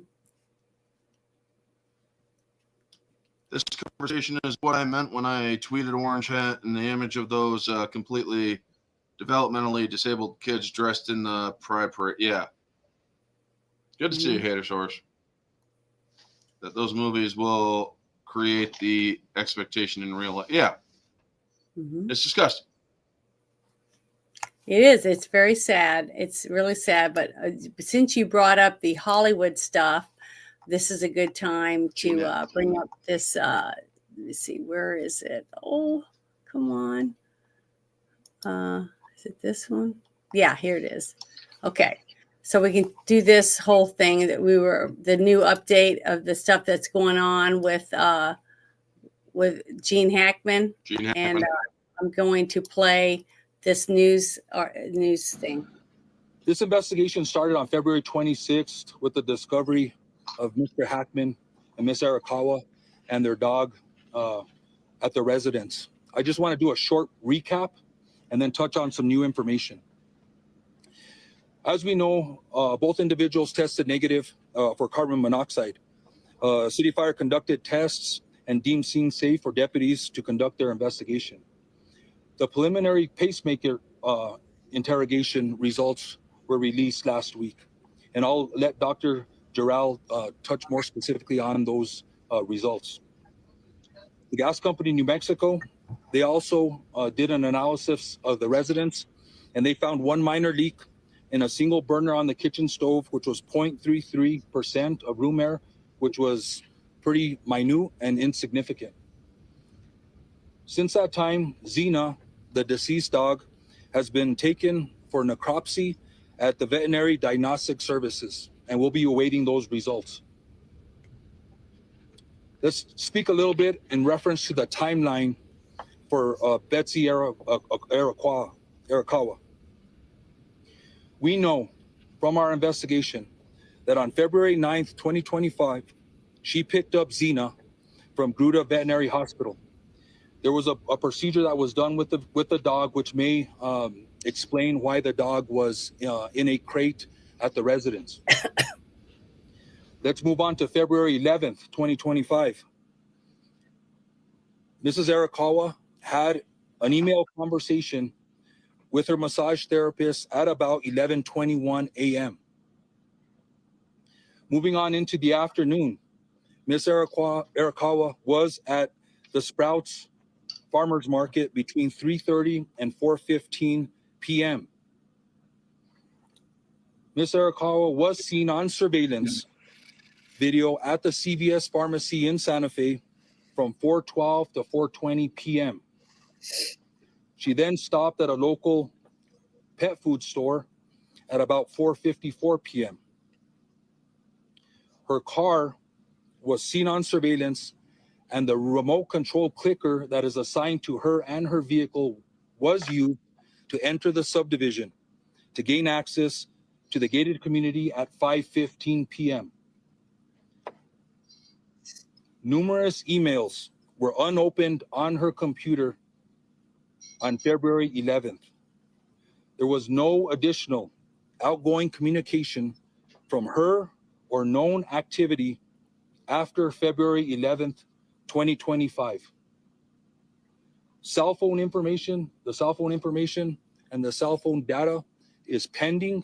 We're working with state police to get the information from those phones, but our investigation shows that all the last known communication and activity from Ms. Arakawa was on.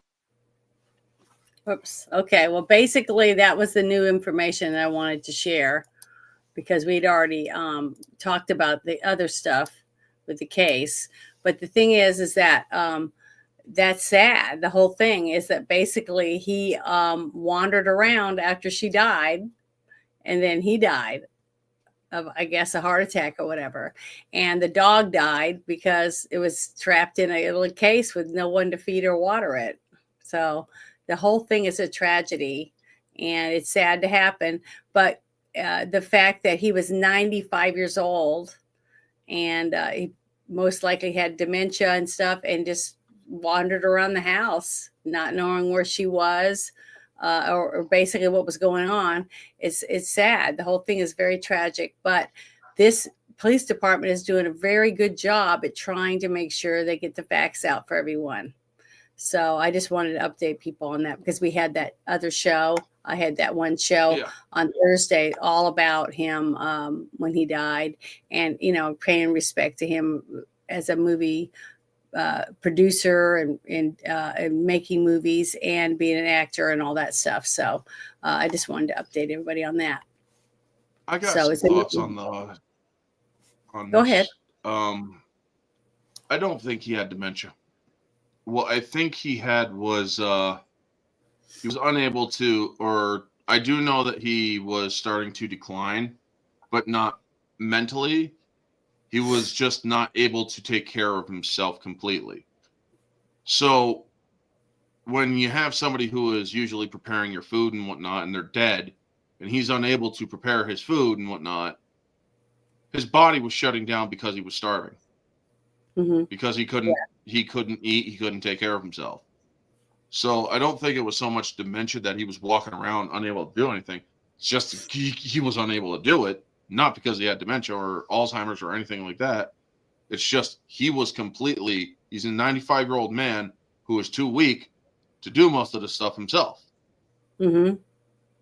And so when you have the love of your life who has been dead for 7 days, and you have gone without food for, I don't know, 5, 6, 7 days or 6 days, and probably not a lot of water. Yeah, I think it's 3 days without water? 4 days. You can go 4 days without water if you're healthy. 4 days if you're healthy. And chances are he was healthy, sure, but he was also shutting down. So I think that, unfortunately, Gene Hackman may have suffered greatly. There's this, or I think it was a Daily Mail.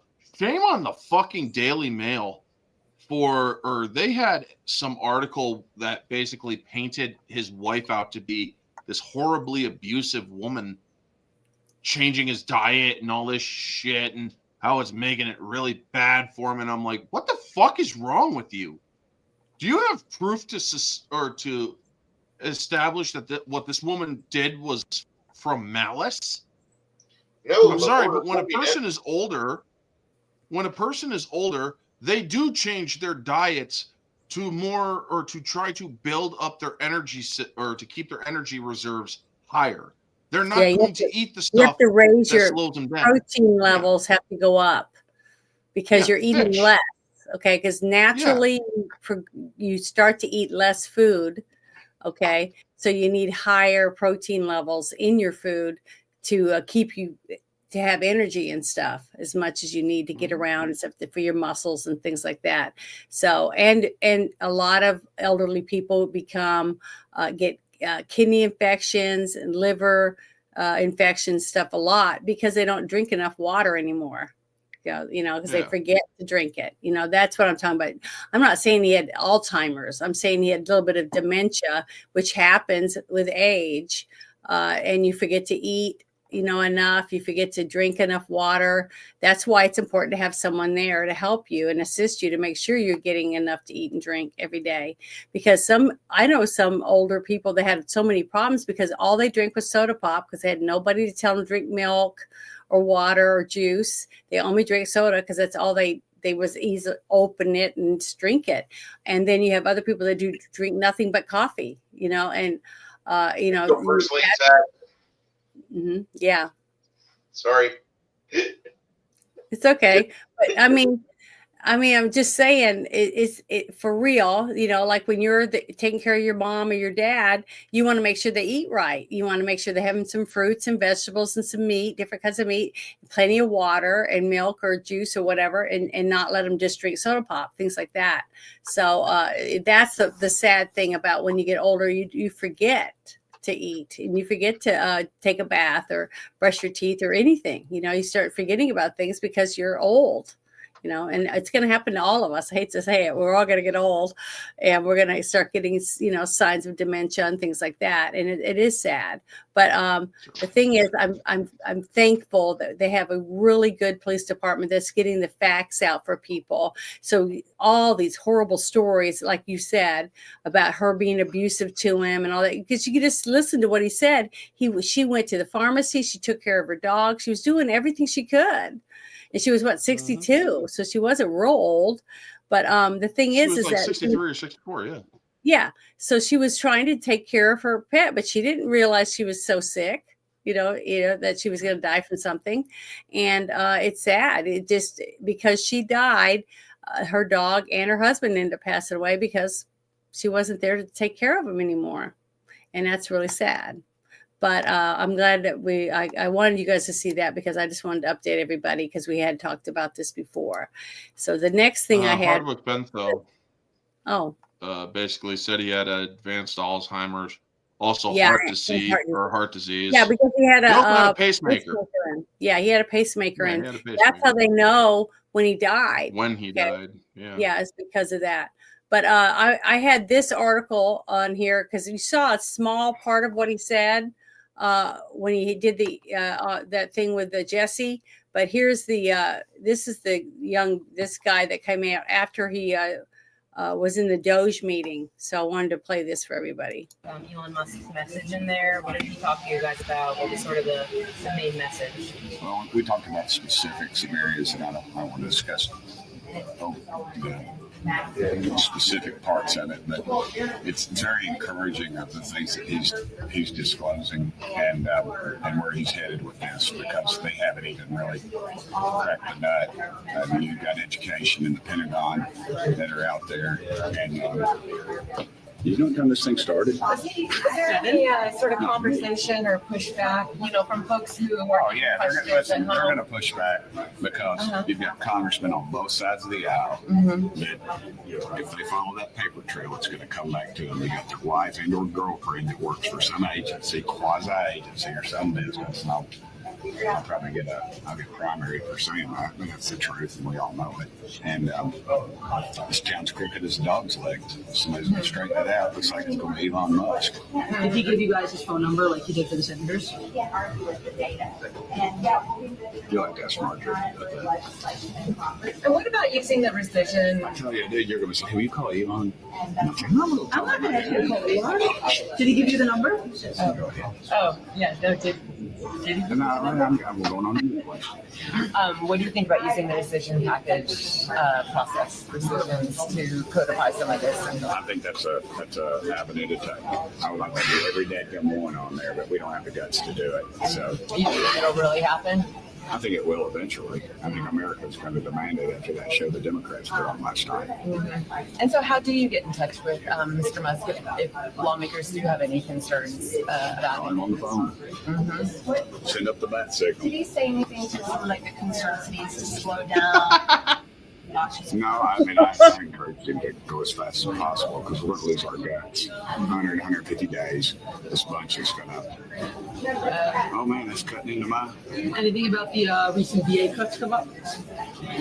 No, other than we primarily discussed, we broke down some of the aspects of the people that are 100, 150 years old, and people overseas that are out of the country that are drawing a check, and how much that is, just how substantial it is. But the 80,000 VA cuts that were making today. Well, they're gonna, but I believe that they'll equal those out with the waste, abuse, and fraud.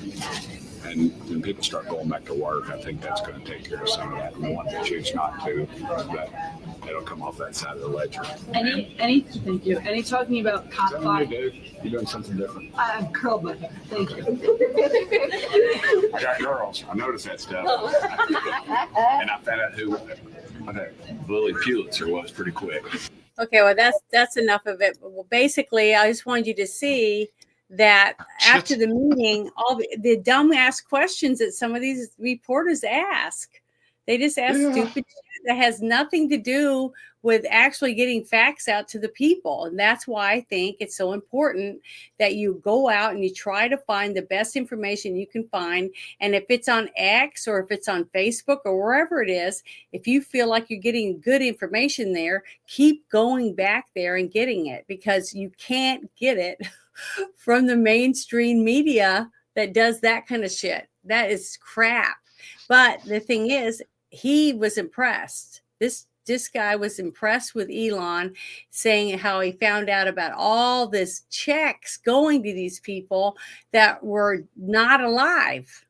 Okay, like that's one reason why I played that sarcastic video earlier of the woman acting like that she's pissed off that they're taking her grandfather's checks, both her grandfather's checks, because now she don't have the money.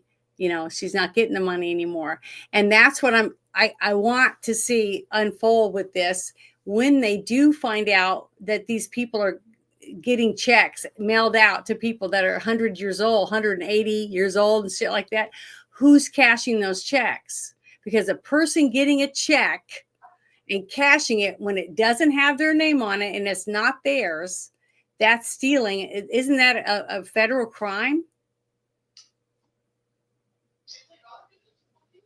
of some sort? I believe so. Yeah. Well, the thing is, I want them to be punished because they're willingly cashing checks they know are not theirs, that they didn't earn. It's not their money, but they took it anyway. So they're taking it from other people that the money should be going to. See, so I don't know.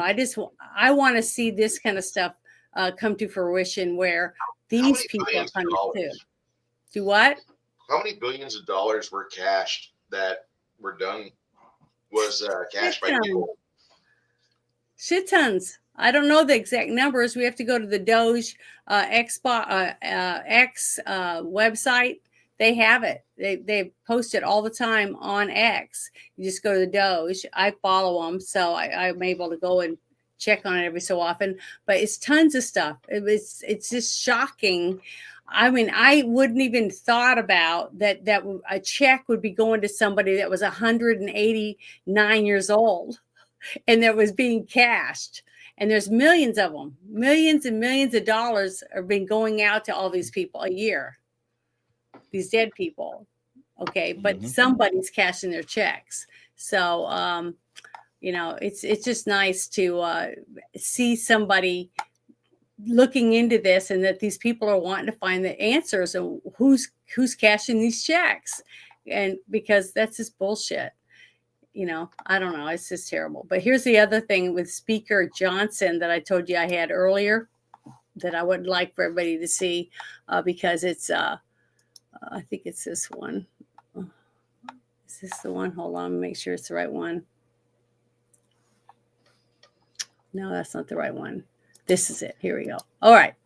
I want everybody to see this one because Speaker Johnson says the activities showing up to town, activists showing up at town halls to protest against Trump and Elon and Doge are being paid by Soros-funded groups. But it's the way they do it is what makes the effect so devastating. We'll watch. But with regard to the town halls, look, I mean, we have Republicans who want to go out and be among their constituents and hear their concerns and dialogue with them. It's part of the job. The problem is they're being ambushed right now by what, in many cases, paid protesters. You got George Soros-funded groups. They're very well organized. That's one thing Democrats do very well is this organization, right? And they go an hour or two early before the event. They fill all the seats. So the actual constituents of these Republican members can't actually make it into the arenas. And so it's not a productive dialogue at all. They're just walking into an ambush. So we've encouraged our members to think thoughtfully about that. There are a lot of ways now with technology to be in constant dialogue with your constituents. You can do telephone town halls and get 10,000 people on the phone at the same time. You can have small group meetings with industry or organization groups or various parts of your community, and to be very productive. So we want to do the job, do it well, do it efficiently and effectively, and walking into a stage production like that doesn't serve anyone's interest. But with regard to so a lot of people call him a wimp. They say he's very soft spoken. So that's one thing that why people might think he's weak. But I don't think he's weak. If you listen to what he's saying, he's making sense, and he's trying to get other people to listen. And I hopefully somebody will listen and start trying to do some of these things.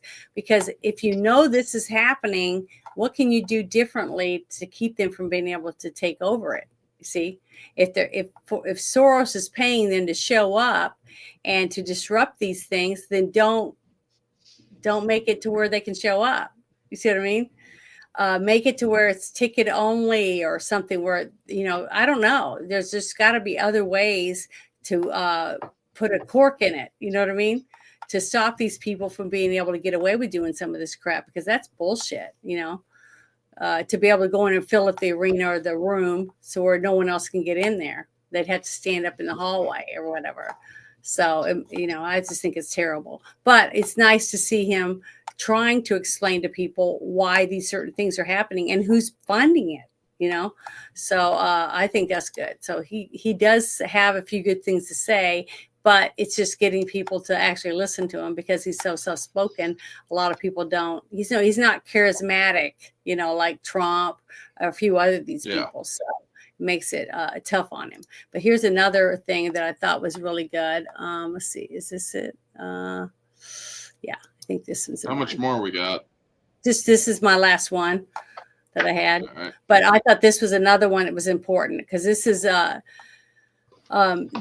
he says, did everyone catch Tulsi Gabbard just said at the what she said about being at the border yesterday? Okay, so I will share this in the chat too, because this is a really good hold on, I'm trying to get my mouse to work. It must be battery must be going down or something, but I want everybody to hear this, and I'll share this because there's got a lot of good information on top of this that you can share. But here we go. Thank you, Mr. Vice President, for your leadership in bringing the country's attention to what has been happening here at the border and the significant change that has already occurred under the short time that President Trump has been in office. Really, what you're seeing here today and what you'll continue to see is a unified effort across President Trump's national security team, the Department of Homeland Security, towards our mission, which is to ensure a safe, free, and prosperous society for Americans. As Director of National Intelligence, there are a number of areas where we are focused. The president talked about in his speech, over 21 million people have come across our borders illegally under Joe Biden's administration.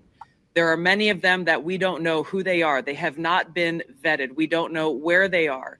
I'll give you one quick example of one of the problems that we are getting after. From Central Asia, there were over 4,000 people who came across our borders using an ISIS-affiliated network. Our National Counterterrorism Center went through and identified those individuals. There were hundreds of them who were either known terrorists or associated with known terrorists. That information was provided to the Biden administration. You may remember in some of the news, a little over 100 of those people were arrested in 2024. Of those who were arrested, only 8 were either deported or remained in custody. Only 8. The rest of them were released back into our country. Where are they? What are they doing? What may they be plotting? This is just the beginning. There are many, many areas that we need to stay very focused on, working with Department of Homeland Security, working with the FBI to ensure that we're keeping the American people safe. Our Counterterrorism Center is working on making sure that we have that single source for vetting so that we can figure out who is actually in our country and identify those who pose a threat and get them removed. The president's designation of the cartels as foreign terrorist organizations falls directly into this, especially as we're seeing some of the tactics that these cartels are using reflect some of the tactics that we've seen used by Islamist terrorists in countries that many of us have served in overseas. Our mission is very clear. Our objective is to keep the American people safe. I'm grateful to be a part of this team that President Trump has assembled to accomplish that mission. Thank you. See, each of these people,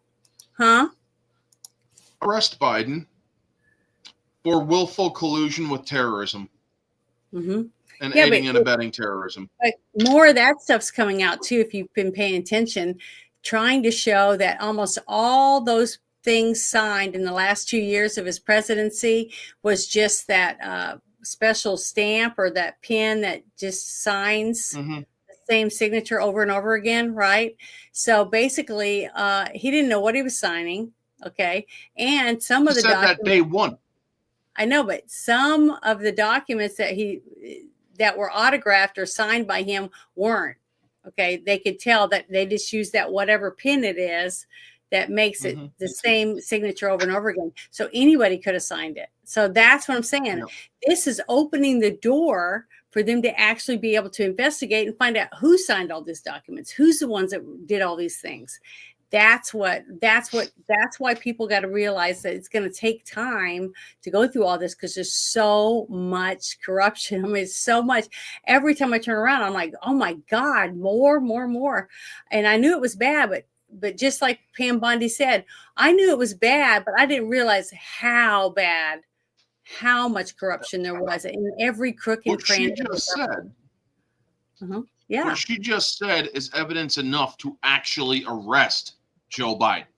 Yeah, I think so. Because what he did was he willfully let terrorists into our country. Now, unless they actually, or this will force Democrats or their things. Well, it's an official capacity. Oh, if it's an official capacity, he broke the law even worse. That's called a high crime. That's called treason.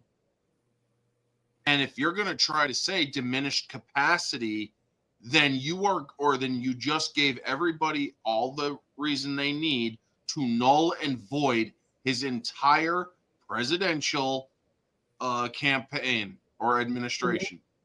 All of his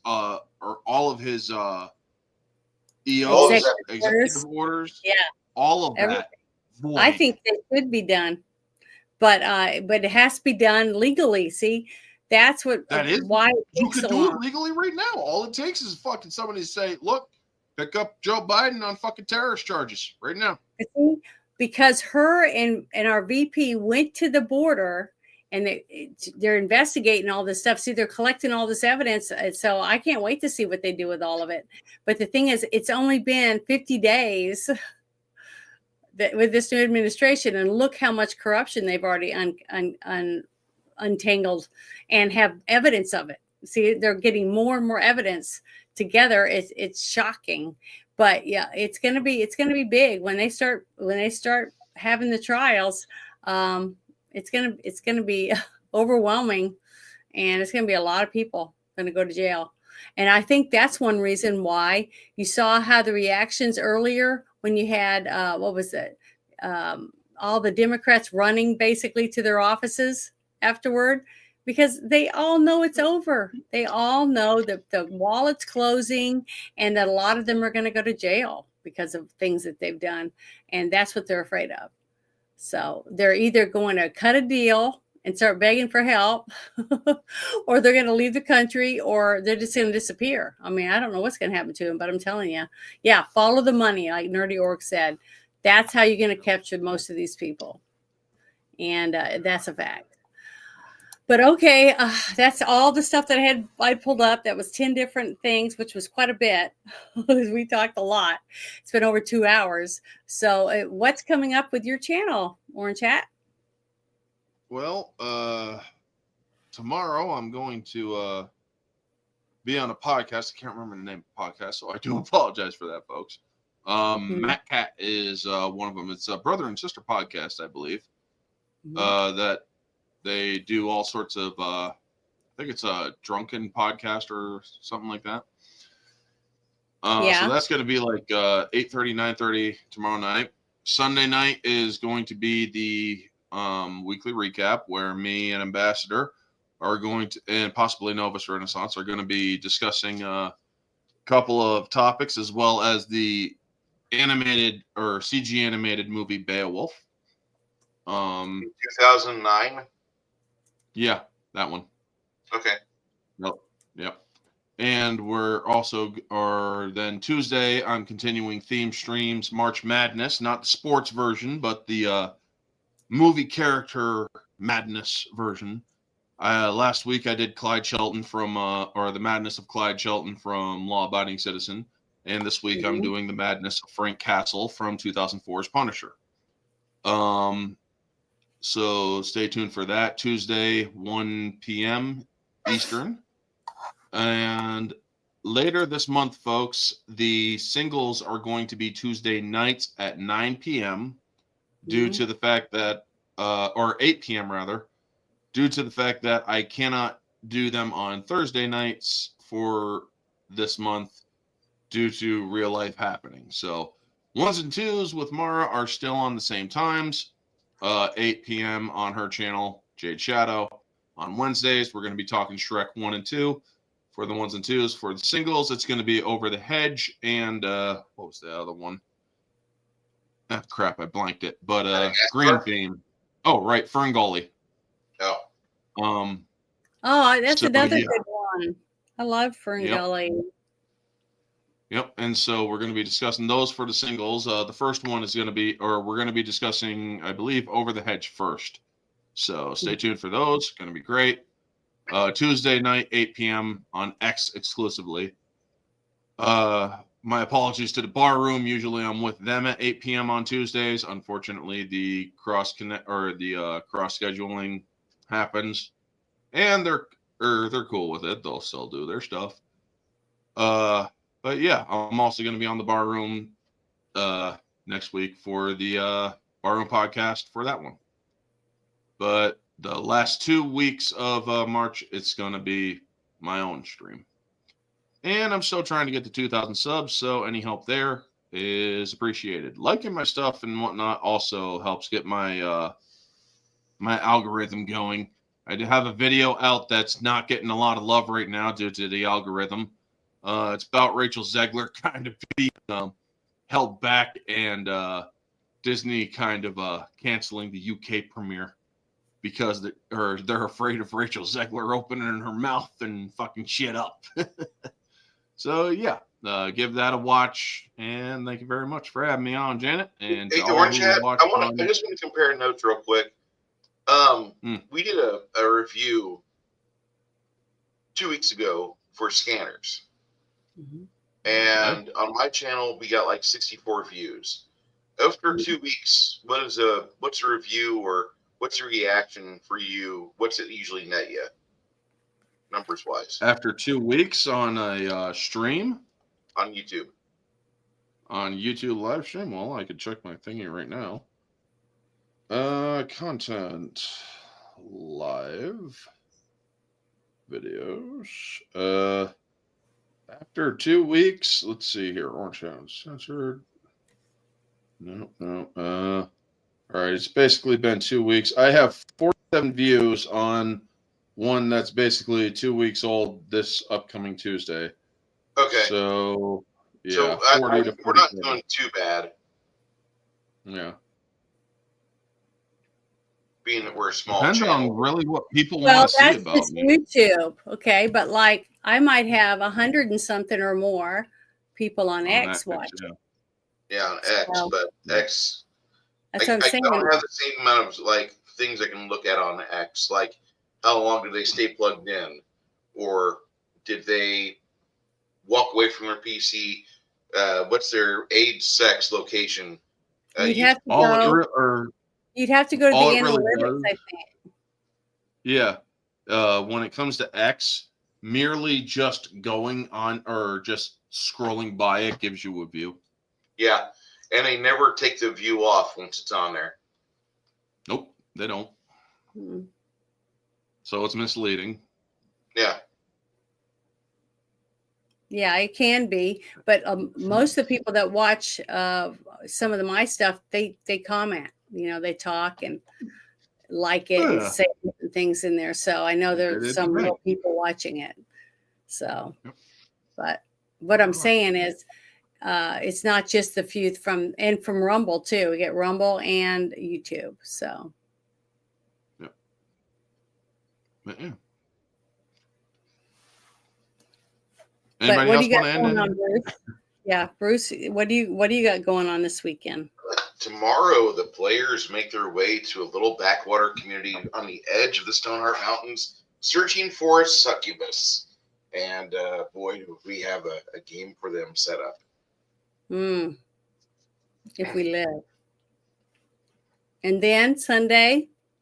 Sunday, we're reviewing the 2006 thriller movie called Descent, where a bunch of girls go caving in the Chickamauga vicinity, the Tennessee, Georgia area. Have fun. Oh, spelunking. Have you ever seen that movie? I've been asked to watch it before, but I haven't really gotten around to it. I believe that movie invites a lot of discussion. Yes, Nerdy Ogre. It does. It is tomorrow. I'll be Yeah. sending you some questions on Gilded. So if you want to know what I've been thinking about and putting together for your character, I'll be putting some things together for you tonight before I go to sleep, and then tomorrow when you wake up, you can open Gilded and take a look at that. And hopefully those things don't. There's not too many choices for you. The movie The Descent, Orange Hat, is a movie that offers a lot of discussion for cinephiles because there's a lot of things behind the scenes that look kind of interesting, and there's some decisions that were made that make me want to discuss it with Janet very much.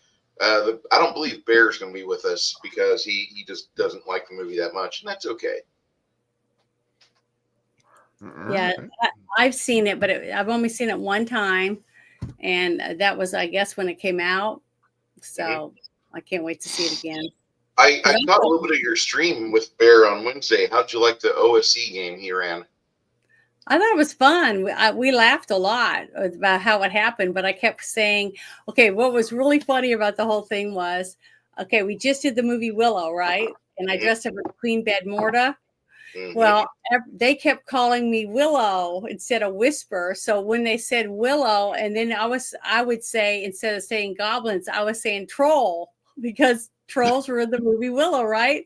So somebody in the chat gave him a $25 super chat because they said, if Janet says troll again, I want to pay a super chat so that you'll make all of them trolls, which means we're going from fighting 3.5-foot creatures, right, to 9-foot giant monsters that can just tear us apart with their bare hands because we're low. We're not very high, we're very low rated.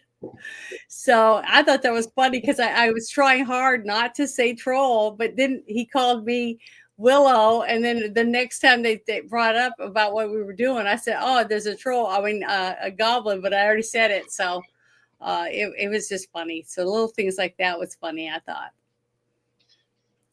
Bear runs an entertaining stream. That's all I'm going to say. It was fun. I laughed a lot, but it was because of the mistakes I was making and stuff. So that's what happens. I'm not perfect, so no big deal. Right. But it's gonna be fun. I'm looking forward to Sunday. Nobody's perfect for one, and two, we like you as a gamer the way you are, Janet. A lot of people have been gaming for like 2 or 3 decades, and they don't cause nearly as much entertainment and discussion as what you do, because you really get into your character. You really get into the setting. Yeah, it's fun. Part of it, Other people just, this is a character sheet, and the part that's important is how much damage I do with my longsword, or whenever I like stampede into other people, how much damage I do. That's all it really matters. Yeah. And you don't really worry about that. You ask me questions about how much damage or how do I hit, but you never ask me questions, how should I role play or how should I react? And I'll give you hints from time to time, but it's never really solicited or necessary for solicitation, but I try to help you out with that just because this campaign world isn't that extensively complex, but it helps to have an idea for where your character's mindset would be.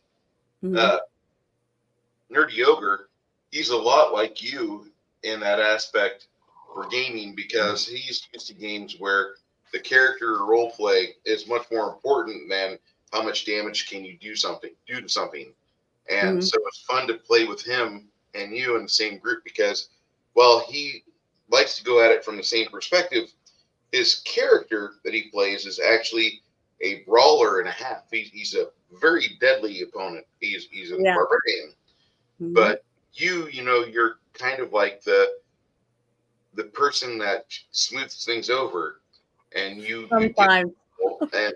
sometimes, but you do a good job. You really do. And it's fun. I just try to have fun, and I try to be the person that I'm playing. You know what I mean? That's how I look at it.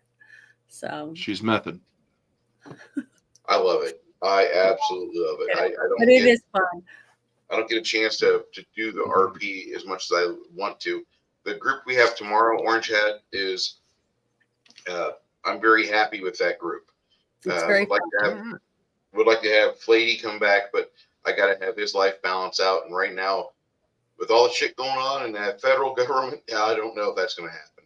The poor man. Yeah, I've got a lot of my friends that said they're getting all kinds of meetings, you know, that their boss is saying stuff like, we got to make cuts and, you know, we got to cut that, you know, let's say they had 300 people, we got to cut it down to 100, you know, stuff like that. And that they're worried that they're going to keep their favorites and stuff. And I go, well, that doesn't make sense. If they're going to cut numbers and have a budget or whatever, you'd think they'd want to get rid of the ones they know are wasting their money. Yeah. You know what I mean? Because it honestly, if it was your house or your business and you knew that you had a bunch of waste and you found out about people stealing and other different things, you would definitely get rid of those people. But let's say you had 2 or 3 of your friends working for you, but they weren't your best employees, but you had to get rid of half of your employees. Are you going to still keep your friend, even though it's costing you way more money to keep that one than it is to keep the other person that's way more efficient and doing more work? See, that's what makes it really hard. And it's sad because there's a lot of good people that are working hard and been working hard, but are going to get kicked off simply because they're not the best friend. You see what I mean? And that's the part I'm having a hard time with. If the person's lazy and not doing their job and they don't even want to go to the office, that's one reason why. And then what was it? Was it last week that I showed the thing about the businesses, the veterans buildings, and that we're paying $2 million a month for rent, and only 16% of the employees are even coming to work?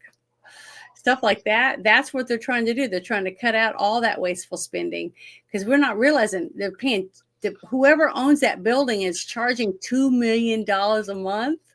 I'm like, holy shit balls. I need to be going to buying some property. So I was thinking, that is just shocking to me, how much waste that they're finding. And I'm loving it. I think it's great. I'm glad that they're bringing a flashlight in and they're opening every dirty drawer, digging through the underwear drawer, see what's in there. I think it's great.